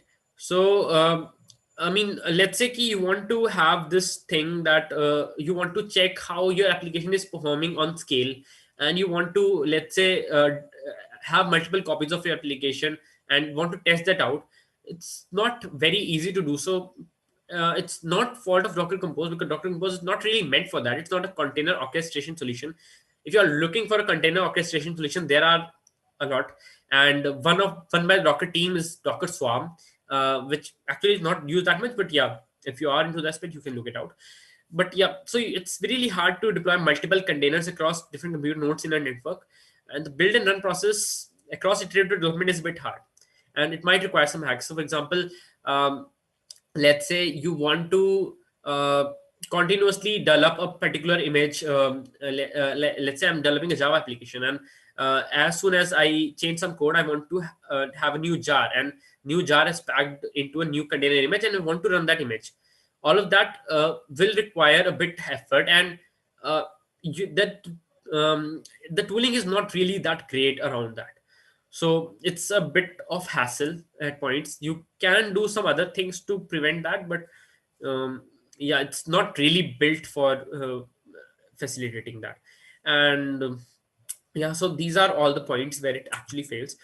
Now enter Kubernetes. Kubernetes is open source automatic deployment, scaling, and management basically software for your containerized application. So it's an ecosystem which has a lot of components in it, where you can actually have you can run multiple containers across different compute nodes in your network, and you can have things like scaling based on load, multiple different things you can plug in and achieve different things out of it. And it's very pluggable, very configurable. So a lot of people actually, Kubernetes is the de facto way to deploy to cloud for most people right these days. So yeah. So container native development Kubernetes, how do we do that? So requirements, first of all, we will need a local Kubernetes cluster. So you have a few solutions. Two which are most common are Minikube. So Minikube is essentially it's like a uh, Minikube is a Kubernetes distribution which actually uses a VM. So there is your host OS. Then you have a VM on top of it, which is running the Kubernetes compliant distribution. And then when whatever containers you want to run, you communicate with Minikube, and Minikube runs it in a VM. I'm not really a fan of Minikube because there is so the whole idea about so let's say your applications are heavy. In that case, the additional overhead due to VM will be present when you are developing via Minikube as a container native development, because I mean, since it's a VM, yeah, you will have all those overheads. So uh, that's an issue. Kind, on the other hand, is one other tool. Both of them are actually supported by the Kubernetes community itself. It's a special interest group for both of them. Both are Kubernetes compliant distributions, and both have good active community. You can try either of them, but yeah, kind of works better, especially for Linux users, because kind actually runs your Kubernetes distribution within a Docker container. So a little known thing about Docker is that actually you can run Docker within Docker, because there is no virtualization happening at any step. So let's say if you want to run VM in a VM, so there's a extra CPU extensions that you require. So for running a VM and hardware virtualization, you need VTX extension or AMDV on your sys platform. But what generally happens is like you do that, but if you want to run a VM within a VM, so let's say I have a Ubuntu VM running on a Mac machine, and I want to run a Ubuntu VM again on that Ubuntu VM, then I need some other CPU extensions which are actually are supported by latest CPUs, but you need to juggle around with whatever VM solution you're using, KVM or HyperKit or whatever VM solution you're using. So you need to enable that thing. But containers, as I told before, they are no VM, right? So they don't have anything. They have no basically they don't have that overhead. So even if you're running Docker or Docker in Docker, the overhead that you have is actually exactly the same. So basically very minimal and non-existent per se. So that really helps. So kind is one of the thing which I'll recommend. So it doesn't it runs on the same level as native Docker runtime itself, because Docker in Docker is really not that demanding, as I told. And yeah, you can go any layer in down the line, Docker in Docker in Docker in Docker, whatever. Yeah, so bare bones development in Kubernetes is generally like this. There are Kubernetes manifests.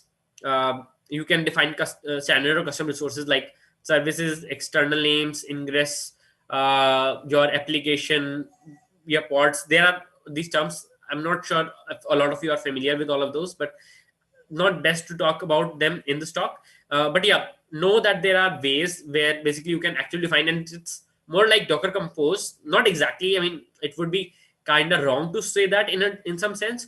But yeah, you can achieve similar functionality out of it. I mean, you define whatever your application is in manifests, just like a Docker Compose file. And then when you run those manifest files or like apply those manifest files to your cluster, all those resources are created. So yeah, so if you do this, so there is this kind of iterative flow that you actually kind of have to repeat if you don't know what it is there. Yeah, so first of all, what you need to do is you need to package your application as a container. So whatever application is, you have tools like Docker file build, and there are better solutions if you have particular needs. So there are fast image builders like Conico. There is Jib for building your Java container applications faster. Whatever thing, first of all, you need to package your application as a container. Once you do that, you need to push this built container to a local or remote registry, or load it into the Kubernetes cluster directly. So I mean, if you are referring to your application via a container image, you can refer to it via a local registry or a remote registry. And if that image is directly present in the cluster, it generally loads by itself. So all these solutions, which are your local Kubernetes solutions, they don't really require you to push your container image all the way to a public registry or private registry, whatever, on the cloud registry. You can simply load it directly into the cluster and use it. So that's one step that you need to do. Then you need to run the container in the local or remote Kubernetes cluster as you are developing your things. Then you need to run some commands to view logs coming out of your containers. And if there are multiple containers, then it's even more painful, because now you have to type multiple commands to get logs of multiple different containers. You get the pain point is like increasing. And then you need to forward the debug port to localhost so that you can attach the debugger to it, because if you're running locally, obviously it will definitely expose that port directly, but now you need to do it by yourself, and there are commands to do that. But then you make changes in code for testing something, and then you need to repeat from step one. I mean, it's a whole iterative step that you need to do, and that's a bummer. I mean, seriously, all these things, when you are doing in repetition, it gets on your head that I mean, why am I repeating all these steps? There should be some way to automate them, and actually there is, and that's what the session is about. So what could we do better to ease that development flow? So there is Scaffold is one tool to do this iterative process in a very fast cycle. So how does it do so? So what is do is like it whenever the scaffold, you can initialize scaffold in your project. What it actually does is it detects what kind of project you have. So if you have a Java project, you are using jib uh, jib, which is a fast image builder by Google, to build your container images of Java applications faster.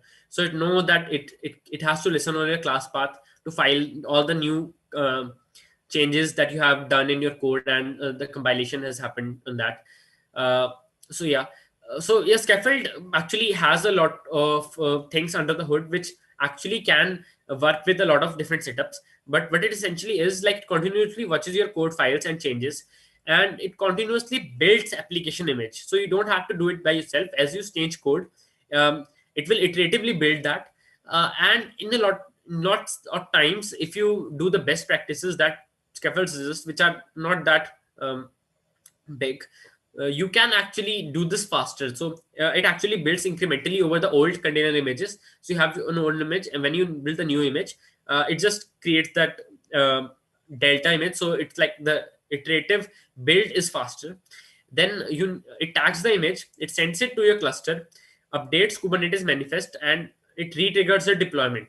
So all the steps that you're doing manually about pushing, like creating image, pushing it to your cluster, and updating Kubernetes files so that the deployment is there for your new, like your application is in the new state. You don't have to do it. The Scaffold does it for you. Then the logs which are coming. So there were two logs. So first of all, the build time logs. The Scaffold, since it's actually iteratively building your things. So as soon as let's say you commit a mistake, and so it will show you your build log that the build is failing at this step, and your application will still be fine at this step because it's running the old version.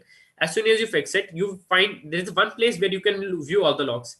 Also, your build, where your build fails and where your runtime fails. Both of them you can view. So yeah, as soon as you fix it, it will iteratively build the new container image. It will push it to your Kubernetes cluster, and it will start deployment again. And all these logs which are coming out of your new containers, as you specified in the Scaffold YAML file, they will be streamed back to your terminal. So you need to just run one or two commands, and one command actually, and you get all those things directly on your terminal, and it's pretty breeze to use. And it also automatically port forwards the application and debugging ports based on the command run. So application will expose its own port. and you will specify it in the service. It will read the service, whatever service you are currently running, and what port you need for that, and for debugging what port if you have exposed. All those things it reads, and then it exposes all those ports directly on your system, so you don't have to do even that step. So the iterative development is very fast. So you just need to write code, nothing else. You just simply have to worry about all the other tooling that's there, and you are doing container native development. You don't need to worry about all this other steps and all the pain points that you have with a standard native development setup. And you are reaping all the benefits that you have for native development setup, which is fast feedback loop, which you generally tend to miss in a container native development setup. So yeah, there are some issues though, very minimal compared to manual setup, but yeah, there are. So hard to see logs from multiple containers in the same terminal. So what it will essentially do, let's say there are stream, you can in scaffold you can specify stream from multiple terminals. So you can say right, there are, like, let's say multiple terminals which are coming, basically multiple applications you have, multiple containers you have, and as the logs are coming up, since it's a stream, what it does, it combines all the stream and pushes into one terminal that you have, and it really gets messy to read how was the stack trace. So let's say there was a stack trace that was printed, and there's another application stack trace just after that. You need to just check on the logs, like which container is it coming from, and then try to figure it out.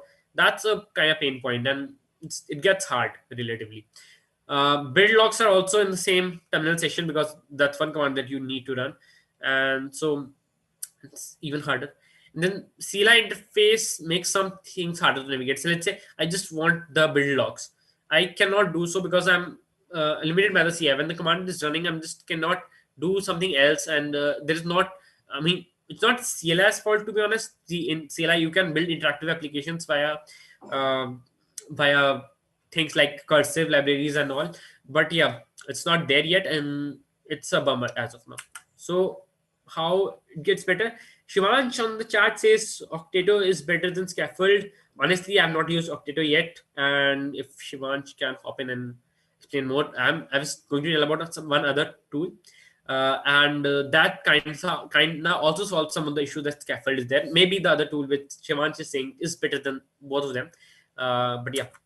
So yeah, there's Tilt, which is this tool, which essentially does whatever Scaffold does, plus it has GUI and few more goodies. It is lacking on few bits of Scaffold, like better integration with some tools like Jib. But yeah, it's mostly on par with feature sets, and you actually get a lot more because you have a GUI where you can view the logs coming out for your application across containers and the build logs at a different place. So the iterative development is really faster. You need to have your application code open on one screen, and your tilt screen, tilt terminal, tilt basically UI open on another web browser, and then you can view those things simultaneously, and it's really fast development flow. So this quick video which I want to show about tilt. So I mean, I could have explained that, but I guess it's a better explanation. So yeah, let's say you change this, then tilt will have this kind of setup where you will actually have this fast enough repeated cycle, and you can also do things like you have multiple, like say you have changes, so you can actually switch back and forth between the previously built images and the newly built images, and directly within the GUI. So that also is, so yeah, you are viewing all the logs. You can view whatever things are happening for your particular deployment within this GUI, and you get alerts and a lot more things here.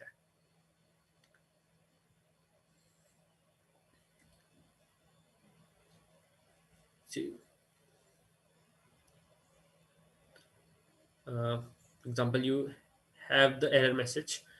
Now you can,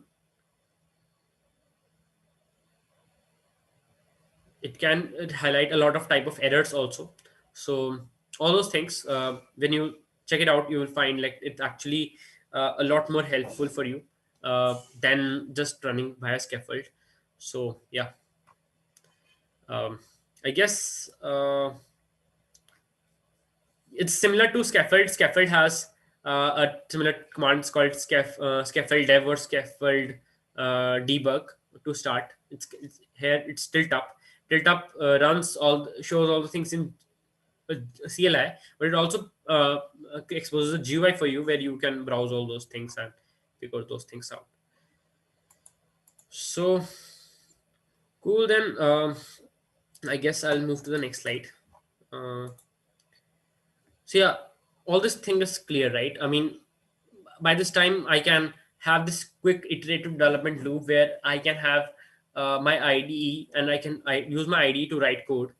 My IDE, whenever I write code and it builds new container images, those container images get deployed to your Kubernetes cluster instantaneously, and you don't need to manage all these things in between the logs part, and it's all nice. The debugging is nice, but there is still a pain point is that uh, you still need an IDE to uh, run your code, right? I mean, to write code, you need a heavy weight machine, because some of the compilations which IDE is doing, the heavy lifting, you need a heavy configuration machine, maybe due to this. You cannot offload this task to something else. So you can actually develop things within the container. So I mean, you can write code also within a container, and basically you build within the container all those things. So this can be so yeah, you can replicate it across dev machines for tooling required to run the project. So I mean, yeah, definitely build you are doing once you are building directly within via your IDE and build your container image, then you can use container native tools to basically push it to your local Kubernetes cluster and build it. But what if you also have this pain point of setting up this whole tool chain around building your application, right? Because the IDE, whatever features the IDE gives you for that, let's say I want to have this particular node version, this particular Java version for these things. So all those things are still a bit of pain point. So you can actually avoid that also by um, having something called as basically you can edit directly within the containers or develop directly within the containers. So by that you can have a very thin client on your end, which basically interacts with your terminal, with your container, and all the builds and the binary running, all the steps are actually happening within your container, and you are getting a UI of whatever things are happening, or the code in your system. So you need a very thin client on this end, and the heavy lifting is offloaded. So you can actually have it across network also if you can. Yeah. So VS Code Remote actually decouples this. Uh, you can actually, the server and client of VS Code actually can be decoupled, and VS Code Remote facilitates you can do this for SSH uh, systems which are like separated by network. You can do this for containers which could be in your machine, could be somewhere else, but there should be a way to communicate with them. And yeah, you can also do this with WSL2 or WSL that we had for WSL2 majorly that we have in Windows for running Linux systems. So what it actually means is like your local OS just runs a thin client of VS Code which just has theme UI and this extension. Then source code is there, but it's actually mounted into your container. The build process, the debugger process, the application process all happen within the container, and you have this very thin client which just allows you to edit that particular part. So it removes the whole need of having heavyweight machines. You can have a very light machine and do all those things, as long as you have a way to expose your volume mounts or your ports across network or whatever way. There are multiple tools where how you can achieve that. So yeah, so that's it, folks. That's all I wanted to cover. That your container development is actually a bit. It's a lot better than developing things out of it, and getting to know things later, and all those pain points which are applicable with deploying applications without containers are kind of applicable for developing them also. By using these tools, you can actually make your development process a lot faster. Yeah, so that's pretty much it. Um, uh, yep, I'll stop the presentation.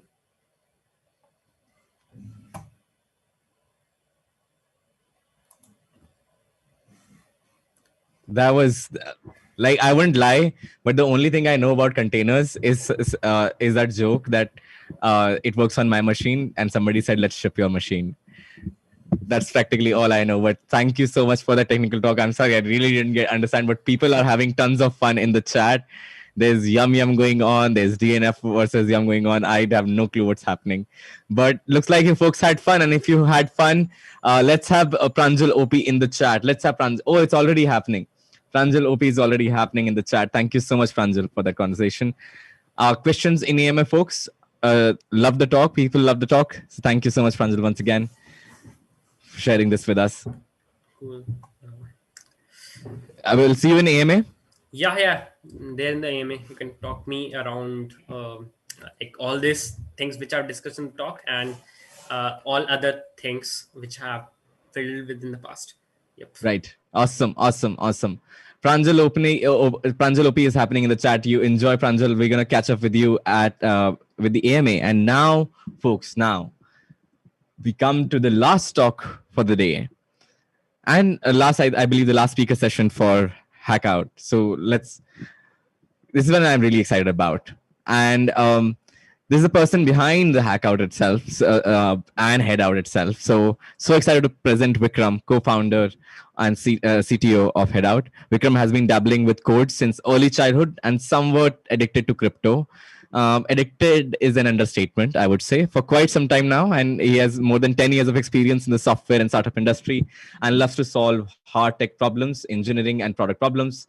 Likes to sing vocals and play guitar, and Idol's Led Zeppelin, which is like, I'm already sold. And he looks the part for sure. He looks the part. So welcoming Vikram, the stage is all yours. Super excited. You are on mute, Vikram. And of course, Vikram, what do you think Vikram will talk about? Lo and behold, Bitcoin, blockchain, and crypto. Can you I'm assuming you can see my screen. I can see your screen. I can hear you. All good. Go for it, Vikram. Amazing. Are there any glitches happening in my screen? No, I think it was. I'm surprised though, because you use Linux, so there should be, but there aren't. So. Yeah. I mean, that's sort of like if you're using Arch, that sort of happens. Cool. I think I have. Okay, let me see. It's night 7:50, right? So I have 1 hour 10 minutes that I can use. I'm so happy. I was thinking I won't get enough time. Cool. So thank you everyone for joining up and listening to this stream. I might be looking here and there. I have multiple monitor setups, so please don't mind that. The topic of today's session is Bitcoin, blockchain, and crypto. I tried very hard. So my aim with this session was to go more in breadth so that people can understand what all things are going on in this space. And while doing that, I just realized it's so difficult to just pull all of that information in because you need so much context. I've done my fair share of part like to do that. So I'll also try to go through things pretty fast and probably touch in some things a little bit deeper. Any questions that you have, please put them on chat. I might not be able to answer them immediately, but there might be some other people who know about those things and they can answer that. And then after that, all questions in AMA, I can answer all of your questions. So yeah, let's get started. So whenever you talk about Bitcoin, blockchain, or crypto, the first thing that you need to talk about is Bitcoin, because Bitcoin is the one that started this whole game and the whole fundamentals behind how cryptocurrencies work and how blockchain works. In fact, Bitcoin is the one that created blockchain. Before that, there was no concept of blockchain. So what is Bitcoin in a gist? It's basically a decentralized peer-to-peer public payment network. So it's actually a payment network. It's not just some magical internet money which is just out there in exchanges which is being traded. It's actually a public payment network which is working out there, which never goes down, and you can do peer-to-peer transactions on that network. So if I need to send someone some Bitcoin who is in US, I can do that immediately, and they will receive that immediately, and they will have them in their wallet. It uses a distributed ledger technology which is called blockchain. In fact, it is the one that created the whole concept of distributed ledger technologies, and it's always in consensus and trustless. So what that means is, like, blockchain itself, like the whole thing, distributed ledger technology, is like that whole ledger which has all the transactions is in consensus in the whole network, that hey, everyone who has this state is the right state and no one has manipulated anything. So it's always in consensus, and it's trustless. So you don't need third party middlemen to actually trust with that money like you do with banks and stuff. It's uncensorable. So if I need to send someone money, so I need to send someone Bitcoin, I need to transact on the network, no one in this world can stop me. If I do that, it goes ahead and executes. You can't stop it. It's cross-border. Like I said, if I need to send something to someone in US or in Nigeria or in Argentina, I can do that. No restrictions, nothing. And it's much faster than any international transfers that we have right as of now.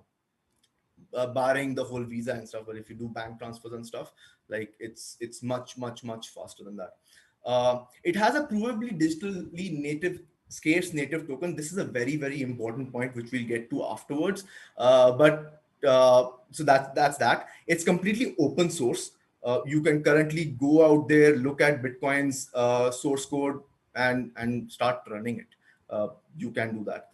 So a very important point to note is that Bitcoin is a cryptocurrency and a payment network at the same time. It's the whole payment network which is running the digitally scarce native token out there. So how did this whole thing start? In October of 2008, a pseudonymous entity, Satoshi Nakamoto, basically released a white paper out into the world, and it actually released in a forum, which was for some crypto security related forum. And then in Jan of 2009, he open sourced it, and she, they, because no one knows who he, she, they is. He open sourced it, and that is when the Genesis block of mine, or Genesis block of Bitcoin was mined, which is on 3rd January 2009. It was mined by Satoshi. Now, the interesting part is that every block in the transaction, the blockchain, can have messages in that. So every transaction can have messages.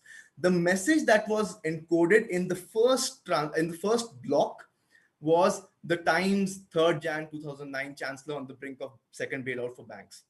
So, like, if you see over here, can you see my cursor? I don't think so. My cursor is visible though. Okay.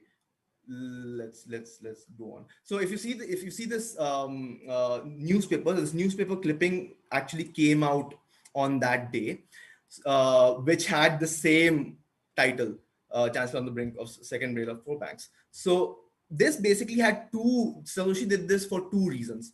One, it stated the philosophical vision of Bitcoin, basically that, hey, like, Bitcoin is something that goes against how monetary policies are currently governed, and says that what you are doing is not the right way of doing things. It's not the right way of doing currencies and stuff. This, and like what it is coming out with is basically a better monetary policy, and we'll get to that afterwards.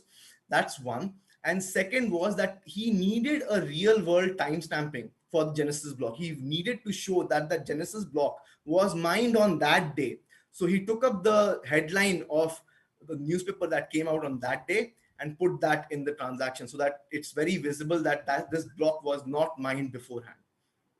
And the block reward that he got for that block, which we'll come to later, what that means, were 50 Bitcoins. He was active in communication on Bitcoin forums and email till April 2011, and went dark after that. Has remained anonymous till date. All right. So I'm going to play a video. If people are not able to are not able to hear the sound, please do tell in the chat. This basically states a problem which is called a Byzantine generals problem, which is a coordination problem, which is for multiple disparate nodes out there. And supposedly Bitcoin is the first entity which has actually solved this computer science problem. So I'm going to play this video. Oh, the video didn't play. Okay.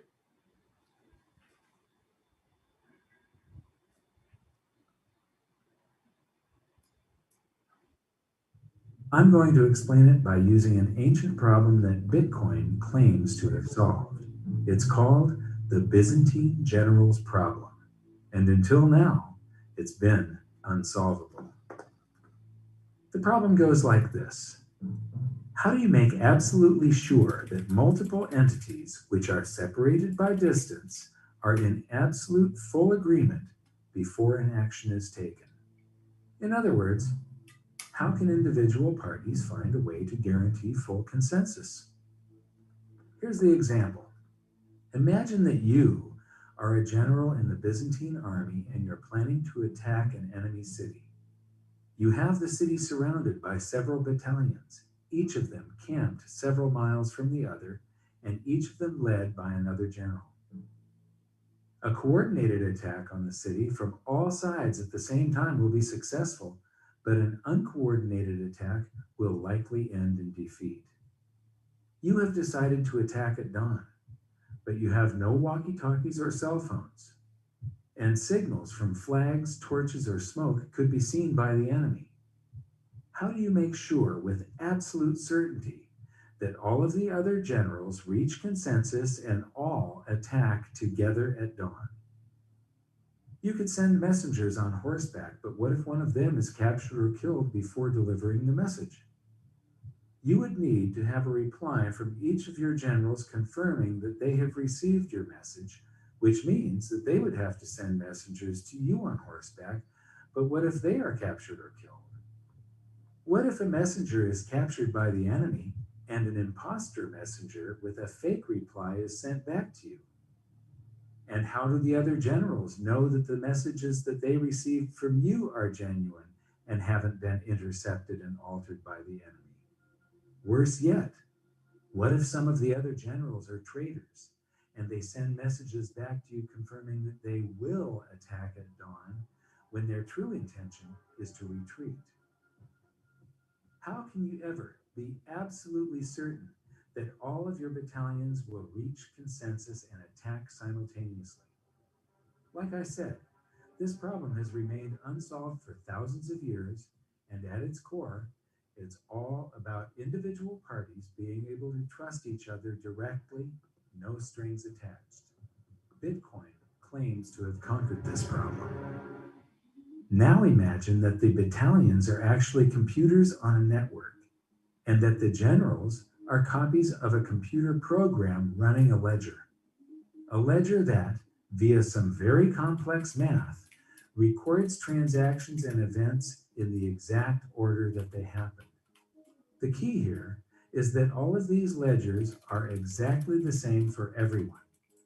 As soon as a change is made on one copy of a ledger, if it is proven to be true by the math, all other copies of the ledger are updated to match. What we have here is a distributed ledger that is also always in consensus.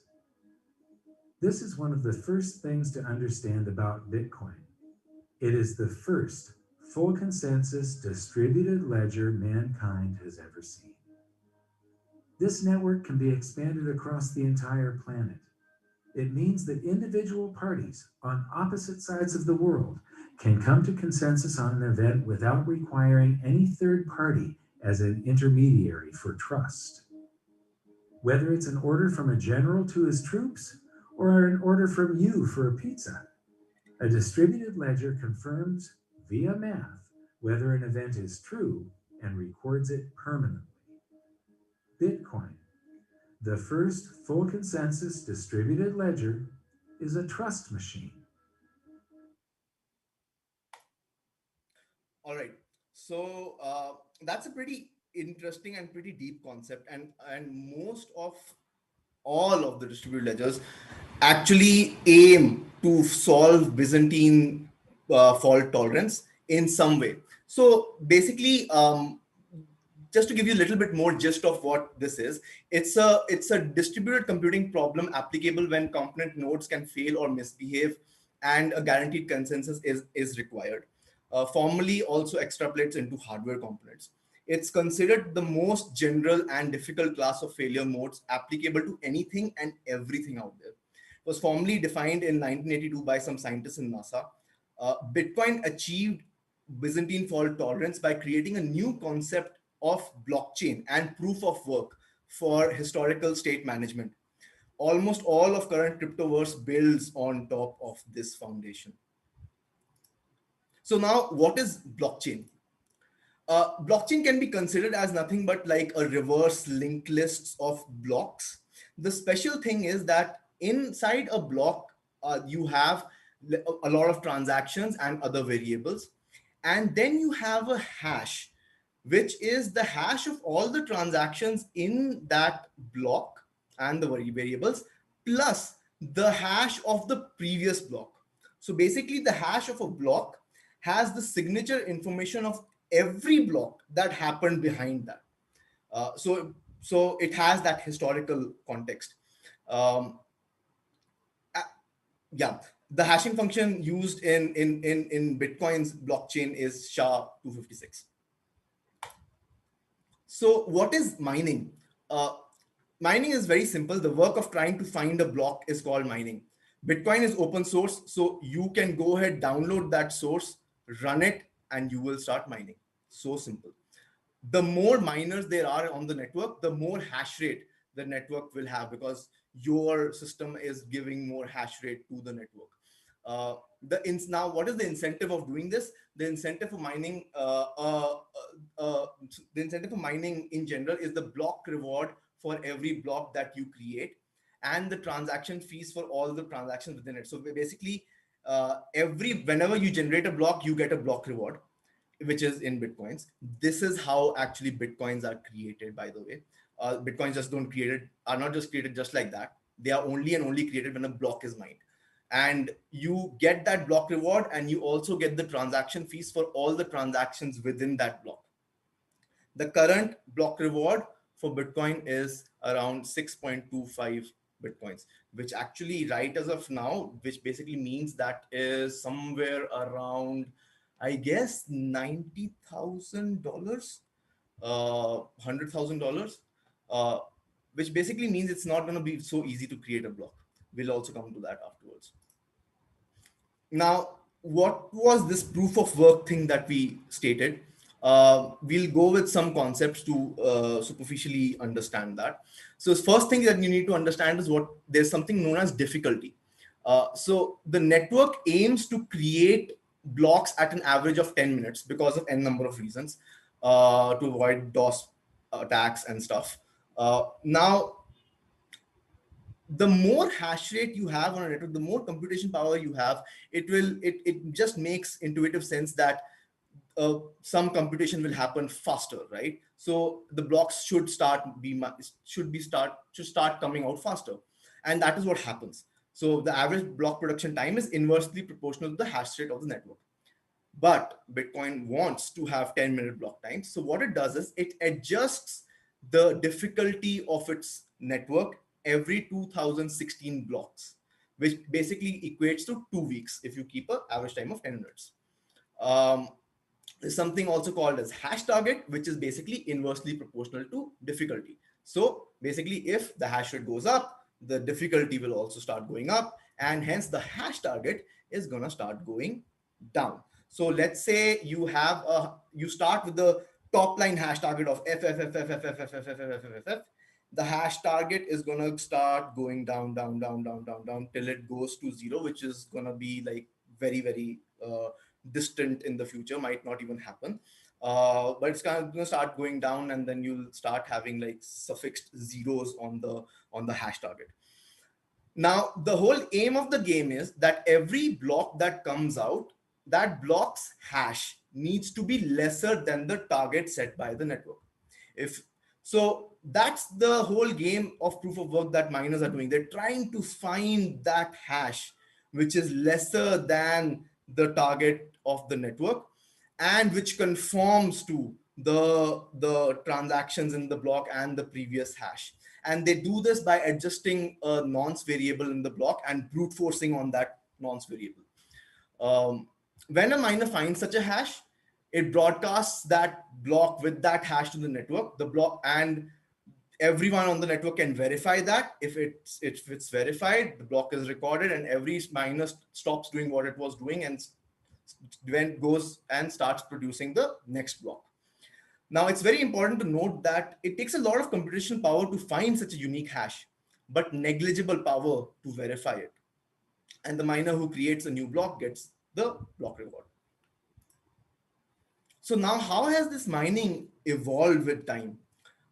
You might think, hey, I can just download Bitcoin source code and start mining, but you could do that, but it's not going to be profitable for you. You won't be able to mine a block, and you will just lose out on electricity. So the whole CPU mining thing was prevalent in 2009, 2010. Then it evolved into GPUs, which had much higher hash rates, which was between 2011 and 2012. And then it evolved into ASICs. Right as of now, you get ASICs. ASICs basically mean application specific integrated circuits. And the current top of the line ASIC, which is S19 Pro, has a hash rate of 110 terahashes per second. Compare that to a CPU, which basically has 30 mega hashes per second. So you have no competition using a CPU to be able to beat these ASICs on mining a block. So if you have to mine Bitcoin, you have to use ASICs. And this is how a typical mining farm these days looks like.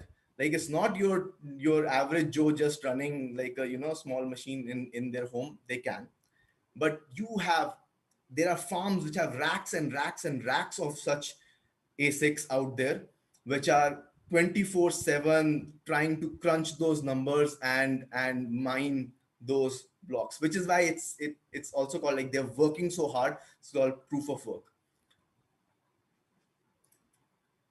So how does the current hash rate of the network look like? This is how it looks like. I don't know whether you can see my cursor or not, but if you see the left graph, it seems like a hockey stick curve. It seems like a hockey stick curve because you're not able to see the previous year's data, which is basically seems to be at zero, but it's not because it's all relative. To see that relative thing, we look at the log scale. And log scale gives us a very different picture. This part, which is basically the last 2 years, which is basically the crypto bear market side, and in the crypto bear market, the hash rate has kept on increasing in a hockey stick level. That's just this small part on the log scale. This is the log scale. This is the exponential growth, which is shown in this area, which is not visible in the linear graph. And this is where the CPU mining was prevalent. There was an evolution in hardware, which was GPU mining, and suddenly the hash rate increased. And then there was sort of a lull. Then there was an evolution in hardware, and which was ASICs, and then suddenly the hash rate again increased. Let's see what the next evolution would be. Maybe quantum computers, but that will take some time. And the current hash rate of the network is around 110 million terahashes per second, which is huge. It's more than any supercomputer in this world.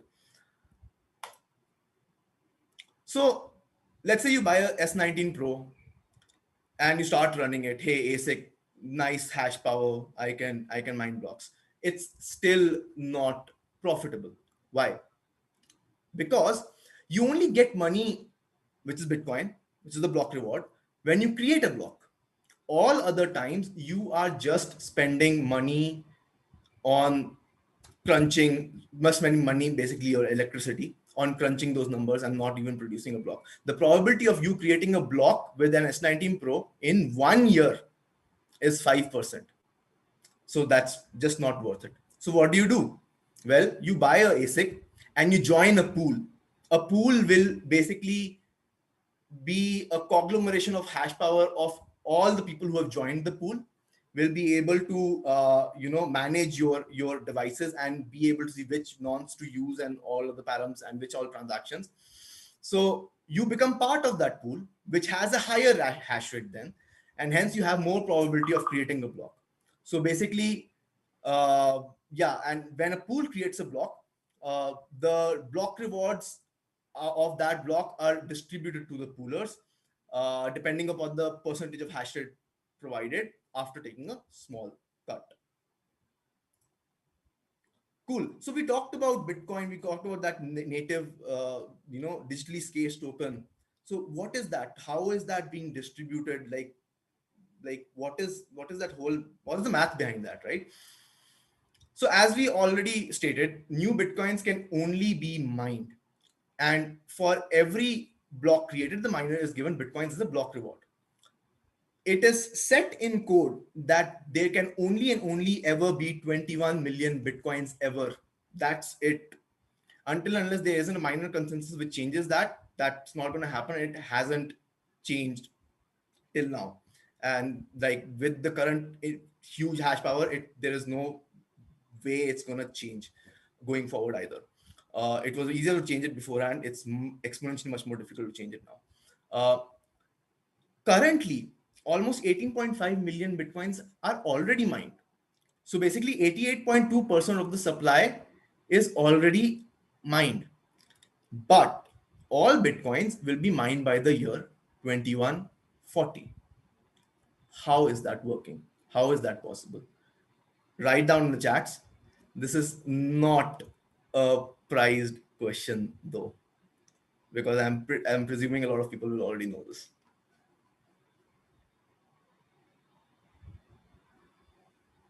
Let me hear some answers coming out, and then I'll proceed.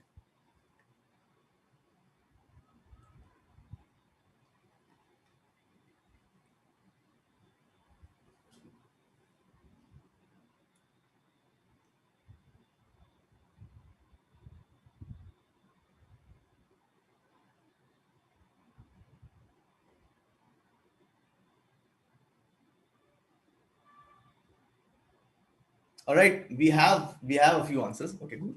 So I'll proceed from here. Yes, that is correct. The block reward reduces by half. So there is something known as halving. Every 210,000 blocks, the block reward gets halved, which is why Satoshi Nakamoto in his first block that he created got 50 Bitcoins, and the current block reward is 6.25 Bitcoins. So basically, for the first 210,000 blocks, you'll get 50 Bitcoins as a block reward. The next ones, you'll get 25 Bitcoins, and that keeps on going. For an average 10-minute block time, this correlates to 4 years. And Bitcoin just went through its third halving 5.5 months back. And the current block reward is 6.25 Bitcoins. This happens automatically by code without any human intervention. In fact, when this happened, I was actually I was watching this live because there are blockchain explorers out there, because everything is public. So there are blockchain explorers, and you can go over there and see all the blocks coming out, see all the transactions, that everything, who transferred what to where, everything is visible because it's a public payment network. There's no private component in it. And yeah, like at that moment, then when the block went into 630,000 block came out, the block reward just halved. So the point of this is that in Bitcoin has a exponentially decreasing supply issuance. Hence, Bitcoin is a disinflationary asset, which basically means it has inflation, but the inflation keeps on decreasing with time. After the current halving, Bitcoin's inflation has decreased to 1.8%, which is lower than the 2% target reference that central banks even aim for. So it's like currently even better than currencies that central banks have. This is how the distribution curves looks like for Bitcoin. Like asymptotically, its supply is gonna tend towards 21 million, and it keeps on having a halving every 4 years, and this is how the inflation keeps on going down. And we currently sit somewhere over here and this will keep on decreasing with time till the year 2140, around that time, when all bitcoins will be completely mined. So now, this is a cryptocurrency, and one of the fundamentals that it came out with was that the way you transact and the way you have accounts is that it goes via it's not account, but it's addresses. It goes via asymmetric cryptography, in which you have public keys and private keys. So a public key, private key always comes out in pair, can be generated randomly in pair, and you can make anyone can publish their public address, and you can send bitcoins to that address, like no problem with that. But whomsoever has that public address can only access those bitcoins in that address. Hence, like, you can only do like a write transaction to that address via the private key. So as long as you've kept your private key securely, that money can only be accessed by you and no one else. So this is like my public key address. If anyone wants to send me bitcoins, they can just scan this and send it to me. That's it. They can't do anything over and above that. And these are the creative ways in which this has been used. So like, you must have heard of the French Revolution, the Gilets Jaunes, and there was an artist, I think it was Pascal Boyard. He drew this mural in somewhere in Paris, and then he put his Bitcoin address over here. The whole aim of the game was that, hey, this is for donation, so anyone who is coming over there and likes this mural can just send him bitcoin. I actually went to this address and saw how much he has. He was sent somewhere around, like, I don't know, 1.25 bitcoins over the years, which is huge. And the aim of the game of this was that he is hidden clues in this, so those clues lead to a private key which has like some bitcoins in that address. So it's like a treasure hunt, and people can go ahead and do that treasure hunt. If they are able to solve that, they can withdraw that. And the good thing about this is that that someone can publish the address in which those things are, so people can always look into the address and see, hey, has anyone actually solved that? Because if someone has solved it, they would have withdrawn it. So that's like pretty interesting ways in which you can use it. Anyone in the world who is going, even if I am going over there and I like this mural, hey, I can just transfer in bitcoins. There's no currency conversion hassles and banking hassles and all of those things. So now this is the properties of money.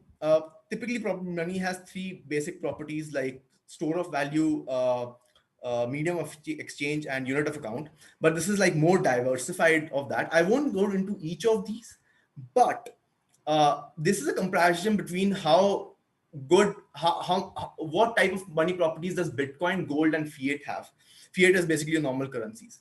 Something to note, that gold is the only asset out there, and your other precious metals, which has retained its purchasing power since the beginning of time. Fiat however, typically only lasts, most of the currencies historically have only lasted like a few decades or maybe a century or two. And that's very evident from the comparison of money properties between gold and fiat, because in comparison of that, gold seems to have much better properties of money, which has correlated to it basically be like a better store of value and maintaining its purchasing power through millennia, right? But Bitcoin has even better properties than both gold and fiat. The only thing that Bitcoin probably lacks is established history, but that will happen with time. And time will basically show all of these properties come out. You can search about these afterwards. I won't dig into them, but the whole point of this was that Bitcoin has better properties of money than both gold and fiat. And if fiat lasts only a few decades, gold has lasted through millennia. Think how Bitcoin will act.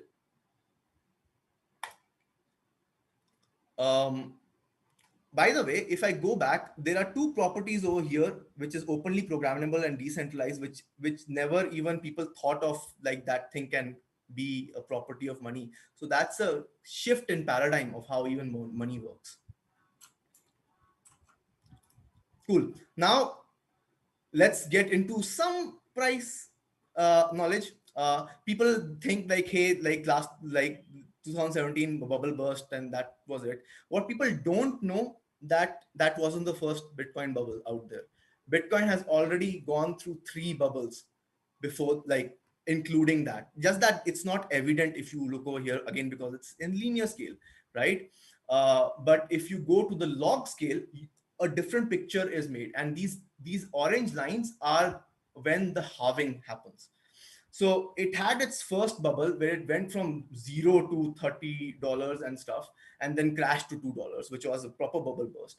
But there were a lot of forks. It's open source. A lot of forks were happening. A lot of people were creating new networks, changing params, doing that. So a whole ecosystem was emerging. And with time, the first halving happened. A supply shock happened, and that created another bubble. And that bubble went to $1,000, and then it again subsequently crashed to $150. And by this time, that whole forking things kept on happening, and things like Ethereum launched, which completely changed the game of how you think about decentralized logic execution. And market crashed, and then over here things started happening. Second halving happened. The Ethereum started playing out. ICO started happening, which completely happened completely on Ethereum, because you can now code logic in a decentralized manner. And then the whole ICO mania happened, and then it basically went up to $20,000, bubbled to $20,000, and then crashed to $3,000. And now the third halving has happened. And after that, you can see how the price action is actually happening. So it's gonna be very interesting things to see of how developments keep on happening in the crypto world, and how things, network effects start playing up, and how supply shock starts playing up, and what it has in store. And there's something also known as stock to flow model, which is basically a model used for commodities like gold, etc., etc., which basically derives its graph. It's the maroon line that you see, which is basically the total supply divided by the new supply issuance that keeps on happening. The interesting thing about Bitcoin is, by the way, the interesting thing about commodities is that they always tend to follow their stock to flow in the longer term. The interesting thing about Bitcoin is that it has been following its stock to flow since the beginning of time, which isn't much. But the stock to flow, it shows some really interesting things, that it says that after the third halving, another supply shock is going to happen, and then it's going to go for an average of $100,000 within 4 years time span. Then another supply shock will happen, and it's going to go for $1 million within the next 4 years time span. And this goes on increasing. It's going to be very interesting to see how this plays, but Bitcoin has been following this since the beginning of time, and every commodity tends to also follow this. There's another very interesting graph, which is the Bitcoin's power law corridor, in which you basically plot the time axis and the price axis both on log scale, and that creates a corridor which Bitcoin has again been following. And that corridor basically shows that if in this is the bear market part, and this is the bull market part, and it ranges between that. Even in the March crash, it dipped, touched this below line, and again went back up. And this also states the same thing, that $100,000 between should be anywhere between 2020 to 2025, and $1 million between 2024 to 2029, and that keeps on going up. So again, time is going to tell how things play out. So now let me give you a glimpse of the crypto ecosystem. Like, this is not at all like expansive, very short. A lot of other things happening, but you now have smart contract platforms which Ethereum pioneered, which is basically you can execute arbitrary logic in a decentralized manner, where you have transactions on a blockchain level which are executing those transactions and stuff. You can ignore all of these. I've just put them for reference. Polkadot is interesting, which is coming out, has come out. Then you have privacy coins. Like, if you go to the blockchain explorer of Bitcoin, you can see all the transactions. But what if you don't even want to show your transactions? So something known as zero knowledge proofs that privacy coins use, which was pioneered by Monero. So you have privacy coins out there. You have other distributed ledger technologies which don't use blockchain but use like directed acyclic graphs. So you have IOTA, Hedera, Nano. Nano is very interesting. Like it has like zero fees, instant transactions. I can give some cool instances of how I've used Nano afterwards in the EMA section. You have a lot of things coming out in something called as decentralized finance, which has happened because of Ethereum, because Ethereum allows anyone to code anything. And so now you can have financial applications which are unstoppable and can do anything. You don't need to go to banks to do that, and has created a whole new ecosystem, something known as decentralized finance. And you have stable coins which are pegged to stable currencies, all on blockchain. You have a lot of miscellaneous other things. Some of these things I will get to just in short, so that you have like a direction of what things are happening, not too deep though. Now,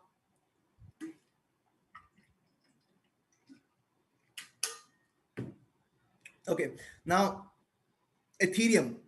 So I could have chosen a better graph of this, but this is basically Vitalik's, who is the founder of Ethereum, his vision of how things should proceed for the next 5-10 years. And these are like very thorough, big sort of implementation proposals and directions and stuff. Not to get into this, but Vitalik is the brainchild of Ethereum. He launched Ethereum in 2015 when he was just 21 years old. He is a genius, and if you see him talking, he talks like a like a cyborg. No disrespect, but that just shows his genius. So now, what Bitcoin did to value, Ethereum did to logic and code. You can execute any arbitrary code on Ethereum in a decentralized manner. It uses proof of work. It uses a new hashing algorithm that it created, which is called Ethash. It has its own virtual machine, which you basically run, which miners basically run, which does all the mining proof of work thingy. Uses its own language called Solidity. Has 10 to 20-second block time. Has a lot of web SDKs and stuff. The interesting part is that one of the key themes behind 2017 mania phase and the bubble of 2017 was ICOs happening, and most ICOs happened on Ethereum because Ethereum created a way in which you can just code logic in a decentralized manner. This has given risen to something known as dApps, which is decentralized applications. Now there are many upgrades in the roadmap. All are community driven. There is Ethereum for scaling is moving to proof of stake, which is a completely different consensus algorithm. And the phase 0 of proof of stake is starting this December 21st. Like the testnet, everything has gone out and been tested by the community, is completely live right now. You can play with it, and it's going live on December 1, 2020. There are more than 10,000 devs working on the core and dApp ecosystem. And the on-chain activity and the transaction fees are constantly increasing on Ethereum, which just shows that it's being used a lot. There's one interesting thing that I wanted to point out, that this whole thing is actually running on Ethereum. These are all different networks, but these are all dApps, which are all running on Ethereum. And now I touched base on what decentralized, like something known as decentralized finance. To give you a gist, so decentralized finance will have something like, decentralized lending and borrowing. You will have futures and options platforms that you can use in a decentralized manner. Lot of yield farming happening, lot of savings accounts on steroids happening. So all of the money which is in these protocols, which is currently on the blockchain and is being used to do something in decentralized finance, has actually reached $12.3 billion. And the interesting part is that has slowly crept on increasing since in the whole bear market. This is the point where the March global crash due to COVID happened. It's just a blip in the graph which just went down. It looked like a big crash at that time. and then it slowly crept up, and something happened over here, which was the comp distribution, which is compounds governance token distribution, which started like a frenzy of people just testing out things and seeing what all things can happen. And then like yield started increasing everywhere, and there was a mini DeFi bull run. And the whole total value locked, so this is total value locked in the whole DeFi ecosystem on Ethereum, just skyrocketed. And right now it's at $12 billion. And I'm pretty sure like this will keep on increasing, because people will keep on using these protocols if those protocols are useful and are being able to let them do some form of finance, whatever that is, in the cryptoverse, which is basically much more easier to do. Like it takes 5 months to get a PayPal's merchant account. Over here it takes you like an hour or so to do that thing on crypto max. So I'll dig into some of the ecosystem thingies in short. There's something known as MakerDAO and DAI. Now I showed some stable coins. Most of the stable coins are like pegged to your currencies, stable currencies, USD, Euro, or whatever. By having like, hey, by saying, hey, I have that much assets in my bank account, so please trust me. Some are not even audited, some are audited. But MakerDAO and DAI came up with a programmatic mechanism of pegging a token to a stable asset, which is USD, via collateralization. So over smart contracts, I can now send something as a collateral, which is, let's say I send Ethereum as a collateral. I keep my Ethereum over there, and then I can generate some DAI against it. And that basically, I can generate some DAI against it, keeping my collateralization ratio. So let's say I put in $150 worth of Ethereum, I can only generate maximum $100. And if my value of Ethereum inside that goes below 150, my Ethereum gets liquidated and it goes away. So it's like, if you would have remembered the concepts of girvi rakhna, right? That's what this is. But then again, that can only be accessed by you, can't be accessed by anyone else. Can only be accessed by you, but the protocol itself, which is open source code on the chain, specific contracts which can't change, which are immutable, only that can liquidate you if your price goes below that. So if you maintain your risks, have a nice enough margin, you can very well just use it. So I basically put some Ethereum over here, because I know, well, I want to keep these Ethereums for longer term. I don't want to sell them if I want to use some money. I can put my Ethereum over here, I can generate some DAI and use that DAI for my stuff. So it's like, taking loans with your collateral in a decentralized manner, which is completely safe and stable. This was the first programmatic currency that came out, I think, around 3 years back. Then there is Aave, which is like a decentralized lending and borrowing platform. If you can see over there, there is $1.4 billion of assets, crypto assets in Aave right as of now. You can lend some assets that you know that you're not going to use, but you don't want to go, sell them away or whatever. You just have those assets. You lend them and you earn interest.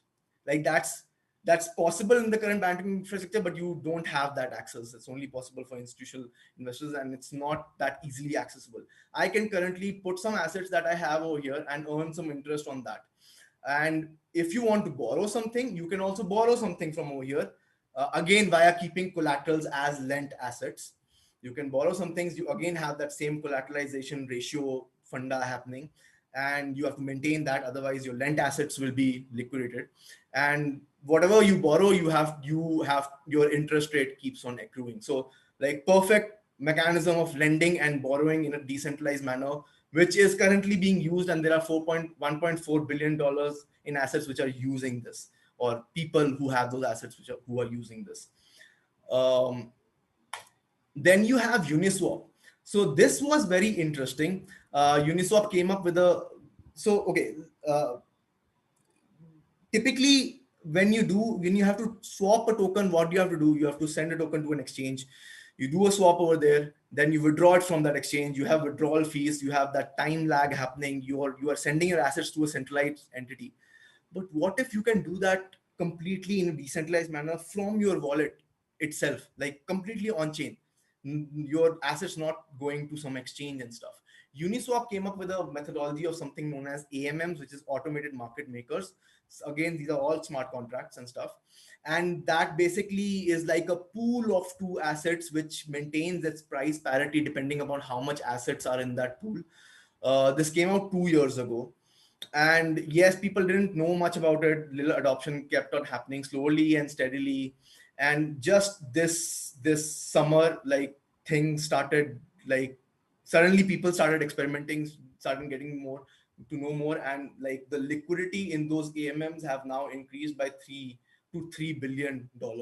So there are many different pools. You can go ahead and create a pool over there for two different tokens. You create a pool, you put some liquidity over there. It will keep on depending upon how the swapping is happening, that pool keeps on readjusting and stuff. And then now you as a user, if you want to convert from one crypto to another, you just do a swap on Uniswap.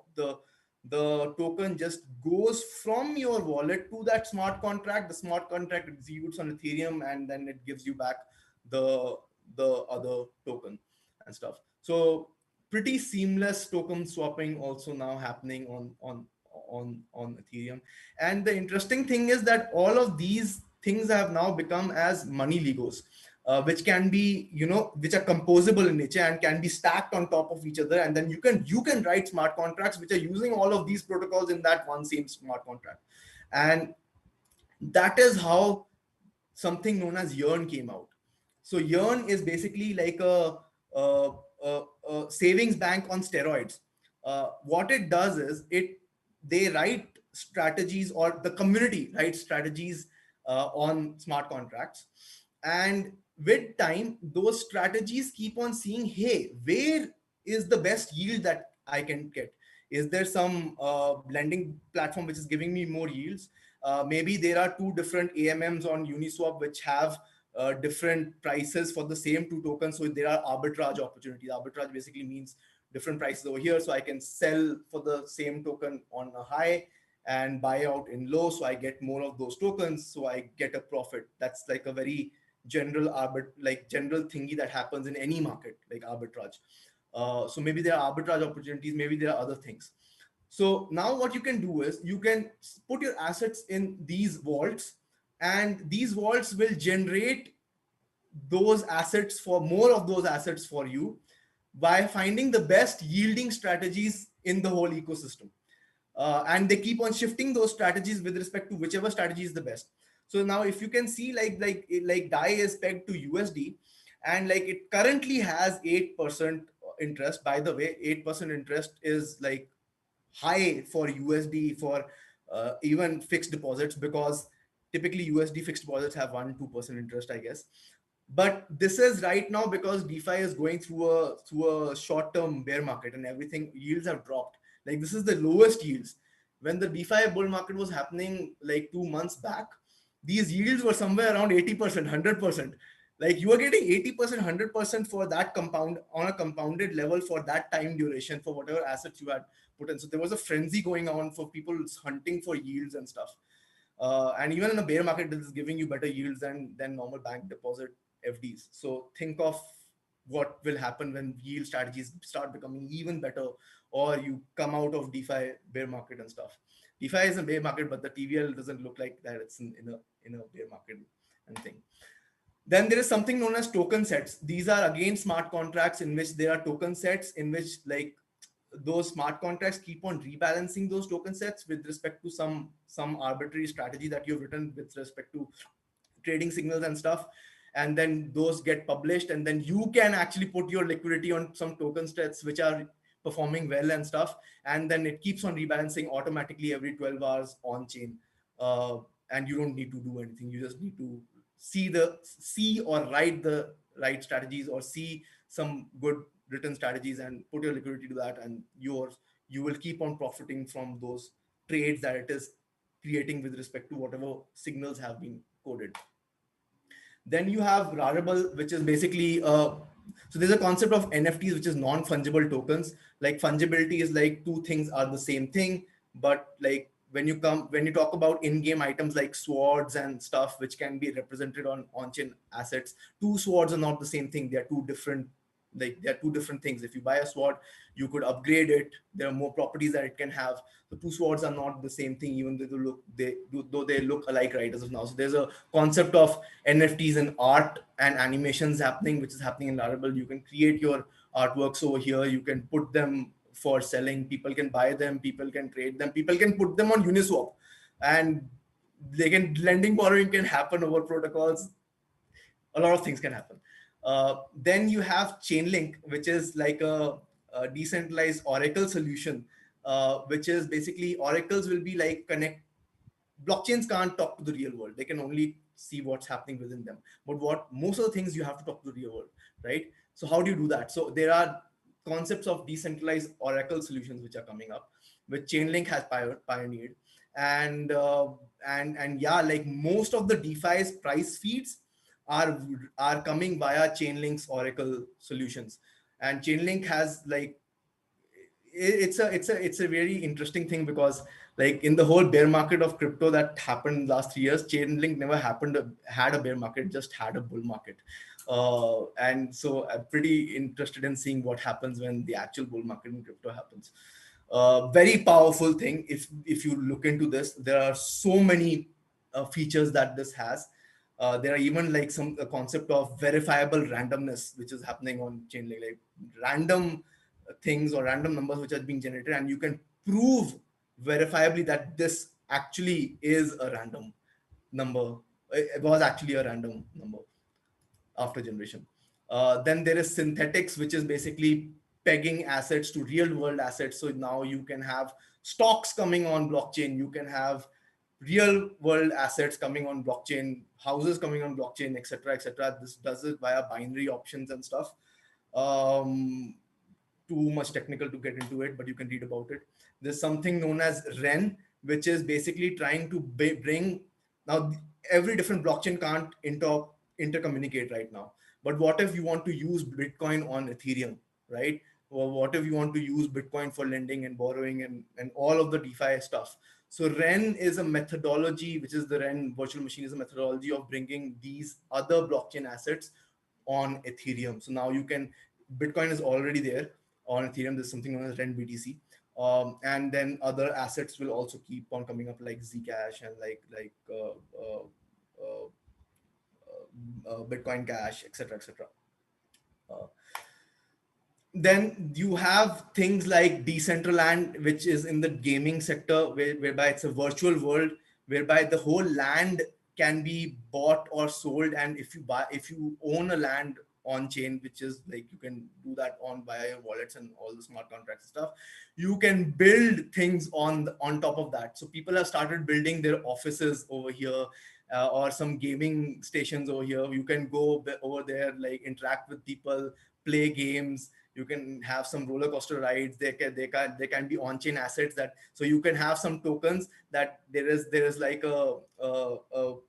some sort of like a casino, let's say, right? You can only enter that casino if you pay via that token. Once you enter that casino, and then you can do a lot of other things. Same can go for roller coaster rides and bunch of stuff. So it's very interesting. It's like an open world, accessible via web.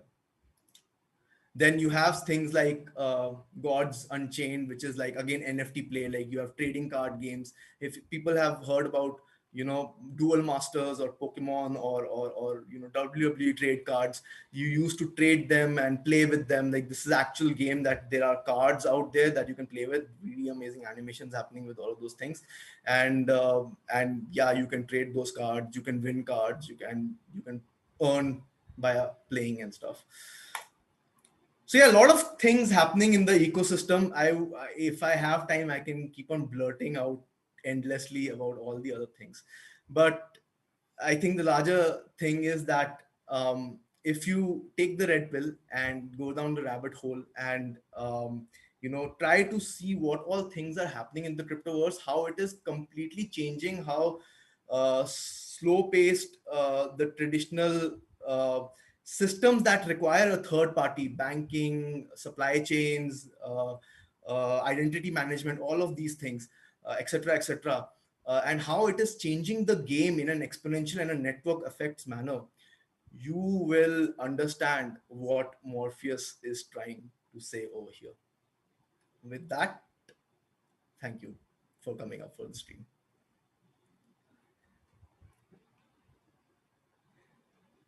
Cool. Siddharth, do I have time for questions? I do have time for questions, right?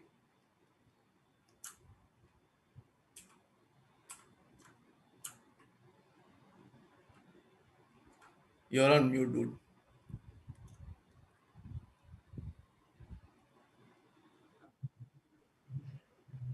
Yes, I am back. Can you hear me now? Yes, yes, yes. Damn. All right. Like tons of discussion happening about crypto parallelly on the chat. I love that. I wasn't able to partake in that discussion, unfortunately, but yeah, that's I am definitely going to go back and see what all discussions happened. So mostly, I think this is the third time I'm personally like hearing you talk about crypto in this long format, and every single time there's something new for me to learn. So I hope you folks liked it. Let's have crypto and VJSOP. Let's shorten it to VJSOP. I'm starting with that. Cool, cool. Thank you. Now, I do have 2 questions lined up. I think we still have 10 minutes. We still have people watching. So let's go ahead with that. Yep, let's go for it. Cool. All right. So now it's quiz time. And whomsoever answers the quiz first, I personally will be giving out some small token of appreciation in crypto to them. Whoa. Cool. The rules of the game is that everything is open, just like blockchain and crypto. So you can search the internet and try to figure out the answers to this question. There'll be some people who might know this, but let's see who all know this. Cool. First question is, which proof of work crypto is gonna have its first halving in the next 10 days?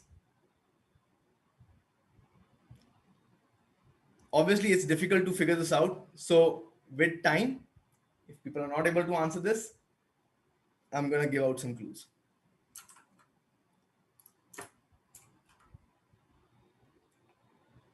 Let's keep the answers rolling in the chat, folks. Let's keep the answers rolling in the chat. You can win some real crypto tonight. Let's go for it.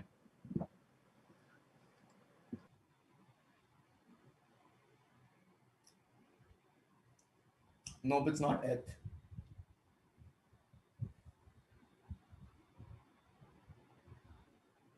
You can even Google in this open book test. Go for it, folks. Yeah, it's open book. Google it. ETH actually has doesn't have a halving concept, but they do have thirdnings, and it has a different supply mechanism altogether.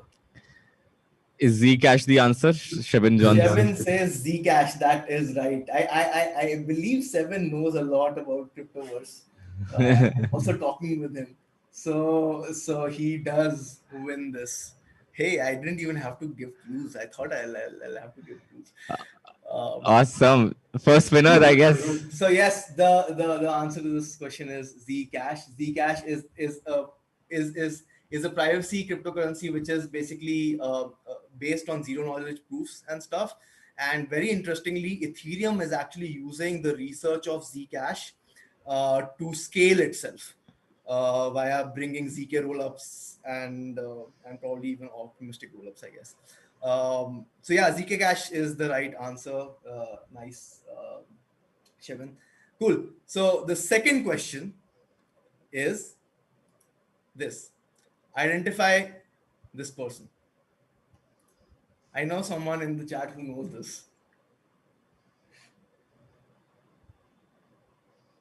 Is that how you look when you shave, Vikram? Don't tell me. No. I'm not this person, dude. It's a poor joke. It's just a poor joke. My next guess was Satoshi, but I'm pretty sure that's not right. Take a screenshot, folks. Do a reverse Google image search. We are all hackers here. Let's do Yeah, it. you can do anything. I will need the exact full name of this person.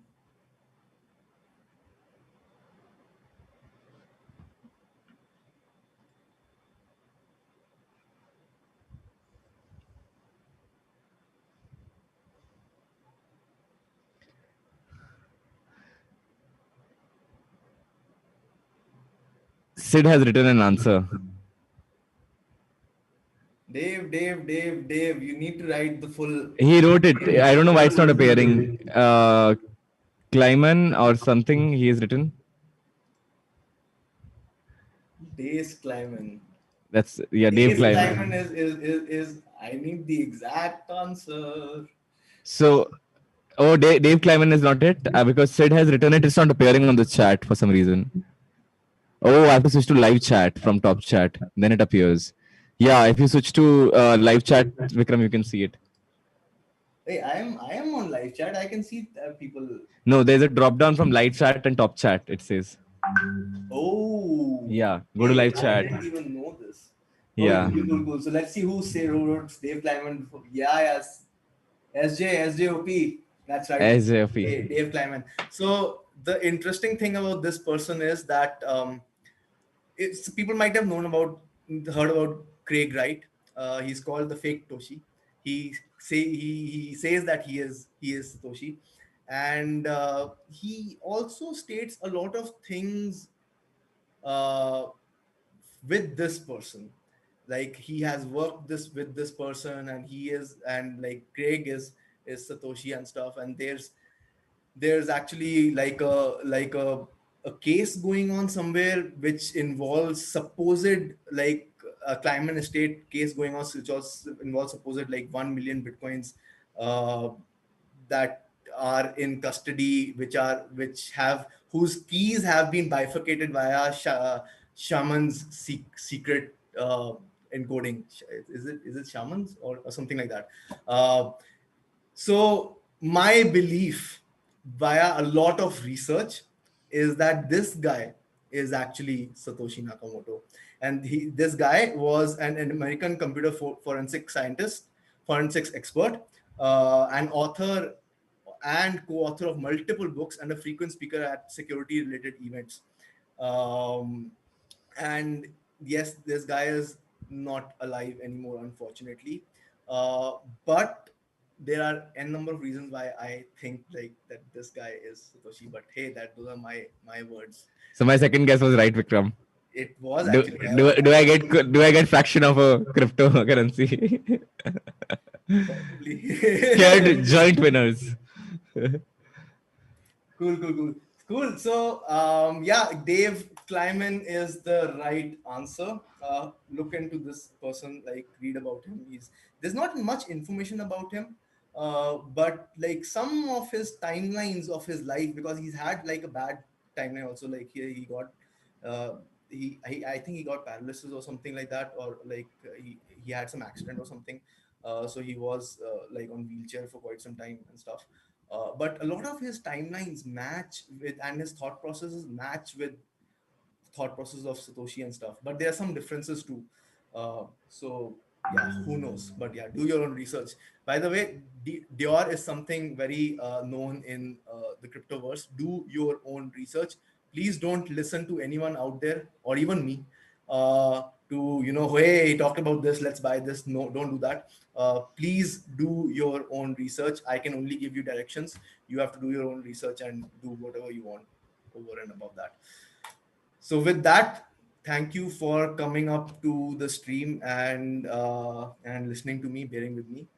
And yeah, I will meet you in the AMA, and whatever questions you have, which I wasn't able to answer in the chat, I will answer all of those in the AMA. Thank you.